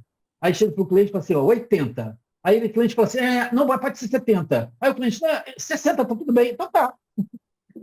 O cliente só tá. Isso acontece e a gente nem se dá conta, a gente vai fazer uma coisa, é muito. Imagina, ele vai achar que é demais, ou então ele vai ver que não vale isso, ou então ele vai ver que não tem recurso. Se ele não tiver recurso, ele vai pagar, ele vai me falar. A minha sessão vale 120 euros. Mas se o cliente fala assim, eu não tenho condição, ele pode pagar 20. Não tem a ver com quanto ele vai pagar, eu não tenho dúvida do valor da sessão. Agora, quanto ele vai pagar, é uma questão de perceber qual é o sentido daquilo. Mas o terapeuta não consegue fazer isso, porque ele acha que então, se a gente tem uma dificuldade nesse campo, ali tem uma trava que está impedindo você de ter um nível maior de realização, não tem dúvida. Então, é só a gente poder observar onde a gente a gente tem aquela sensação de que poderia estar dando um pouco mais, poderia estar recebendo um pouco mais, poderia estar sendo um pouco mais feliz, um pouco mais próspero. Não precisa ser os grandes travas, não, as pequenas travas, porque já são suficientes para a gente colocar isso em movimento. Algumas pessoas estão realmente muito travadas, né? E aí é diferente, né? Tem algumas pessoas que estão realmente extremamente travadas. Essas exigem um tipo de aprofundamento, né? Então, o método de trave, por exemplo, não é não só para essas pessoas travadas gravemente, mas as pessoas que estão buscando identificar suas travas e começar a colocar a vida para andar, né? Entende? Entendi. Obrigada, aqui. Milton. Fala desse equilíbrio entre dar e receber, né? No caso, o que você citou. E eu também gostei muito quando você falou do inconsciente, né? Não é só o individual, como Freud, o inconsciente coletivo, as informações a gente tem acesso, né? O inconsciente familiar. Achei bem interessante. E essa que é a questão, né? Quando você tem essa visão mais ampla, que não só aquelas que você elege, você fica aberta à verdadeira experiência do cliente. Então, se o cliente traz para mim e é uma experiência familiar, eu vou tratar com a experiência familiar. Agora, se ele traz uma situação regressiva de vida passada, eu vou tratar, eu tenho recursos para poder auxiliá-lo naquela experiência. Porque senão fica assim, é familiar, então vai ser família, eu vou fazer uma constelação, eu vou colocar lá pai, mãe, avó e avó, e pronto, e vai aparecer pai. Sintoma sistêmico tem uma questão familiar, tem uma questão pessoal. Agora, qual é a verdadeira origem? Eu sempre compartilho que é a experiência do cliente, é a constelação que o cliente vai trazer, é a experiência que ele vai trazer que é o verdadeiro caminho, não aquilo que eu acho. Eu acho um monte de coisa, mas o meu achismo, às vezes, não bate com... Pode ter maior lógica. Eu não sou um cara burro, sou um cara inteligente, o meu achismo tem lógica, mas ele pode estar distante da real necessidade do meu cliente. Então, entre o meu achismo e a necessidade do cliente, eu fico sempre com a necessidade do cliente.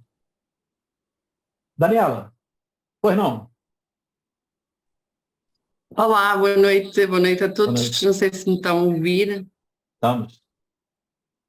Antes de mais, quero agradecer aqui pela aula, gostei muito, foi muito enriquecedora, e parabéns ao Milton, e agradecer também à Anabela que me convidou para estar aqui presente, que eu não conhecia. Ela é responsável por parte dessas coisas, ela é que é responsável. Qualquer coisa pode cobrar dela, ela é que é responsável. Exato, hoje a cobrança é agradecer, porque foi enriquecedor e foi uma boa contribuição, e agradeço também por isso.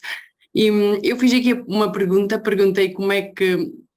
A minha pergunta é como é que nós sabemos qual é a trava, que nós estamos travados. Acho que normalmente nós conseguimos identificar bem, não é? Quando queremos uma coisa e essa coisa não está a fluir ou não estamos a conseguir fazê-la, ou por qualquer motivo não temos força ou energia para a colocar em prática, não é? Isso é o sinal que estamos travados.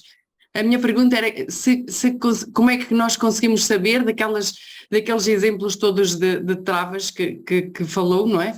Como é que conseguimos saber qual deles é o que nos está, é o que é o maior travão para nós, que eu acho que é, tomando consciência dele, é que o vamos conseguir ultrapassar e curar, não é? A minha pergunta é essa, como é que nós identificamos qual daqueles todos é o nosso?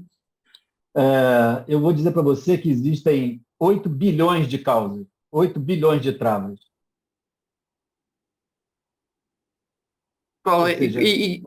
Nós para curarmos temos que saber qual é a... Pois é, então veja bem, a gente nunca sabe qual é a trava. A priori, a gente não sabe qual é a trava. A gente percebe pelos efeitos. Por isso que eu trago aqui, a maioria das vezes, os efeitos, né? A minha insegurança, ela é a expressão do bloqueio. O bloqueio se expressa na insegurança. A causa da insegurança é totalmente singular. O que eu quero dizer com isso? Ela é individual. Por isso que quando eu faço, por exemplo, um destrave, eu faço um destrave em grupo. De tal forma que eu faço, por exemplo, uma constelação para ver a origem da sua trava. É mais da origem familiar, é mais da origem da história de vida, ou mais da origem de alguma outra coisa. Então, quando você vivencia isso, você vai buscar a origem. Eu não tenho como falar para você. E esse aqui é o grande problema, porque o processo é pessoal, entendeu? Por isso que eu defendo, nós temos que ter recursos e instrumentos. A técnica, ela não é terapêutica por si só. Ela é uma forma de favorecer que você crie um ambiente transformador para você trazer a sua trava. E eu vou te dizer, a sua trava pode ser você, a Anabela, a outra Anabela, ter uma insegurança. A trava da sua insegurança vai diferente da Anabela 1, da Anabela 2 e da Juliana. Por quê? Porque a construção disso na nossa história é totalmente individual. Não tem como a gente falar assim, trava da insegurança tem a ver com a mãe. E eu vejo muito isso, eu acho isso, me desculpe, mas eu acho isso quase que ingênuo. Ah, não, outro dia eu ouvi isso, né? Um problema com o dinheiro tem a ver com a falta do leite da mãe. Gente, isso é uma leitura generalizada e que não bate com a realidade, porque na hora que você vai ver a dificuldade com o dinheiro e você faz um método, um vai ter a ver com a mãe, outro vai ter com o pai, outro vai ter a ver com a vida passada, outro vai ter a ver com o avô, cada um vai ter uma origem vinda de uma forma completamente diferente um do outro. Agora, qual é a única coisa que é comum? Que a insegurança ela tem uma trava que é a que você colocou em algum momento ou que você acreditou em alguém que falou e que você colocou uma trava que está te impedindo. Agora, qual é? Só você que sabe. Não depende de mim, entendeu, Daniel? Porque se dependesse de mim... Mas então podemos como é que eu ia dizer? Podemos tirar da ilação que quando nós tomamos consciência da trava e queremos mudá-la e procuramos mudar, a probabilidade de a conseguirmos ultrapassar é grande, visto que nos vão aparecer situações, pessoas ou eventos que nos vão permitir ultrapassá-la? Isso, porque na medida que você toma consciência que, por exemplo, como eu falei num dos exemplos, que a sua insegurança tem a ver com o momento em que você estava no útero materno e que você hoje adulta percebe isso e integra essa experiência, você então vai estar muito mais apropriada para poder saber que você hoje, na idade que você tem, adulto que é, você está apta a tomar decisões. Enquanto você não toma consciência disso, isso é uma sombra que divide a sua energia de realização. E a gente não se dá conta disso, porque é inconsciente. Então, quando a gente traz a consciência, e aí tem um método para fazer isso, né? Traz a consciência e promove uma integração, aquela experiência vai ser útil para o seu processo de aprendizado, e não um bloqueador. E é por isso que é único. É por isso que não tem como. Senão, eu fazia agora, dava aula para todo mundo, dizia agora como é que era, e todo mundo estava bem. Não depende. E não depende de mim. Eu costumo dizer que, na verdade, quem faz o processo, quem faz a terapia, é o cliente do seu. Porque, veja bem, eu sou muito bom no que eu faço. Faço muito bem, faço com amor. E eu posso fazer 100% da minha competência e da minha capacidade. Se você, Daniela, não fizer 10% da sua parte, não acontece nada. Então, desmitificar essa coisa que então é o método, porque é o meu método. Porque o meu método é secundário, o meu método é um caminho para você poder promover a sua transformação. Não sou eu que transformo ninguém, eu não curo ninguém. Eu não transformo ninguém. Se não tava, todo mundo tinha passado a minha mão, tinha ficado bom, tinha ficado feliz. E não foi isso que aconteceu, infelizmente. Por quê? Porque não dependeu só de mim. A minha parte eu vou fazer. E vou procurar fazer bem. Mas é cada um que tem que se apropriar da sua trava e ver o motivo que colocou essa trava. Tem um motivo para a gente ser do jeito que a gente é. Só que agora já não está funcionando mais. A gente precisa destravar para poder realizar. O nosso destino é ser feliz. O nosso destino é se sentir realizado, é sentir útil. Entende? Só que em algumas experiências estão travando esse potencial. Quando a gente chega a perceber isso, é sinal que está na hora de tirar a trava. E aí, mas, por exemplo, eu acho que qualquer um dos que estão aqui, ninguém vai saber que ou dificilmente vão saber que quando estava na barriga da mãe, que a mãe queria, que o rejeitou, aí, ou que... Como é que a gente vai saber disso? Pois... É vivenciando. Aí, por isso que a gente tem um método como destrave, né? É por isso que a gente vai fazer imersão aí em Portugal, né? Por quê? Na imersão, o que a gente faz? A gente, então, faz com que essas pessoas que estejam lá vivenciem uma constelação, uma personificação e tal, para que todos possam perceber aonde está a sua trava, que é o que eu faço. Ajudar as pessoas a poder identificar e destravar, né? Então, quando a gente fala aqui, a gente dá a informação, mas não é vivencial, porque aqui é uma informação. Mas é quando a gente vivencia isso e faz uma constelação da forma como eu faço, você vai identificar a sua trava e se for no útero materno, você vai elaborar isso. Se a outra for na vida passada, vai ser na vida passada. Porque adulto só muda experienciando, não é entendendo. A gente só muda vivendo. E por isso que a vida é a grande terapia. A vida é a grande terapia. Só que quanto mais a gente faz dessa forma, nós aceleramos o processo da vida, trazendo consciência e retomando a nossa alma do nosso destino. O nosso destino é a felicidade. Então, por isso que a gente vai fazer as inversões aí, né? Ia só dizer que ter vontade e fé é importante, não é? Para concretizar, para conseguir ultrapassar. Só que normalmente é o passo inicial para poder fazer alguma coisa que seja efetiva, porque só a fé e só a vontade, elas não conseguem fazer esse tipo de acerto, né? Elas nos ajudam a manter determinação, constância, né? Para poder dar os passos que precisam ser dados. E é isso que eu falo, né? Ninguém muda ninguém. Mas é muito difícil mudar sozinho, porque existem algumas travas que a gente precisa de uma ajuda para que a gente consiga olhar e poder destravar. Porque é muito difícil fazer isso sozinho. Senão a gente destravava, né? Era fácil, não é. Então, tem um movimento da nossa alma de retomar isso, mas tem algumas dificuldades. Por isso que os processos, os métodos, as técnicas só servem para isso, porque não é a técnica que faz isso.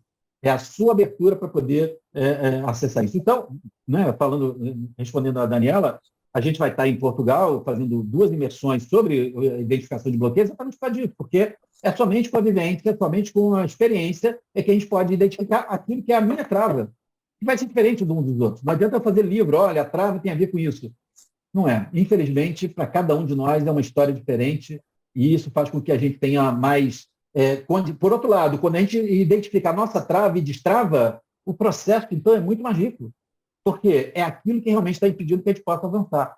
Então, aqueles que quiserem estão convidados, né? Nós temos aí, em algum lugar tem uns links por aí, aqueles que quiserem participar, que quiserem estar conosco, a gente vai estar dias 12 e 13 em Chaves, 19 e 20 no Porto e 26 e 27 em Vila Nova de Gaia, aí um workshop sobre aplicações da constelação e paz interna. Mas as duas imersões de Chaves do Porto vão ser sobre a identificação de bloqueios e como a gente promove um final de semana de vivências para vocês, aqueles que querem acessarem as suas travas e trabalhem para poder acontecer e poder ser feliz.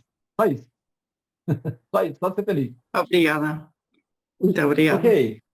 Bom, estejam então todos convidados. Eu quero agradecer muito, que agora tem que começar uma... Agora, Mirth, o que você está fazendo aí, Mirth? Tem que ter aqui para a imersão, Aldo. 7 horas começa a imersão. 7 horas aqui, eu já estou atrasado. Eu vou fazer uma imersão agora aqui, um live de 7 às 22 no horário do Brasil. Eu quero agradecer muito a presença de vocês, um grupo bom, um grupo que... Estou muito feliz, mais uma vez, estou indo a Portugal. A Anabela é responsável dessa vez por isso, por essa organização, e aqueles que quiserem estar conosco, em algum momento aí tem um link aí, e queiram estar comigo lá nas imersões presenciais, vai ser um prazer conhecer pessoalmente. Juliana, né, que vai estar conosco, enfim, Ângela Martins, Diana. Muito bem. Então, eu quero agradecer muito a presença de vocês. Essa aula vai ficar, então, disponível para vocês, gravada, com o mapa mental. Provavelmente amanhã ela deve estar já disponível para vocês, que eu vou faço uma pequena edição. E até a próxima. Fiquem bem, fiquem em paz. Quero vê-los em breve. Aqueles que quiserem, estaremos juntos aí e com muita satisfação em Portugal. Tá bom? Grande abraço a todos. Foto. Quem tirou foto aí, Anabela? Tirou foto, Anabela? Tira foto, Anabela. Tem que ser tipo, foto e depois uma hashtag terapeuta transformador. Me marca lá no Instagram que eu esqueço de tirar foto. Eu sempre esqueço desse negócio. O pessoal fala lá, tira foto. Eu esqueço de tirar foto. Muito bem. Sorriso. É assim, gente. Uns com a mão assim, outros com a mão assim. E aí na foto vai parecer que vocês estão batendo palma para mim. Até mais. Fiquem bem, fiquem em paz. Tchau. Já tirei e vou pôr no grupo, pode ser? Pode ser. Pode falar no grupo. Tá, gente, obrigado. Um grande abraço. Muita paz. Tchau. Fiquem bem. Grande abraço. Até semana que vem. Tchau. Tchau.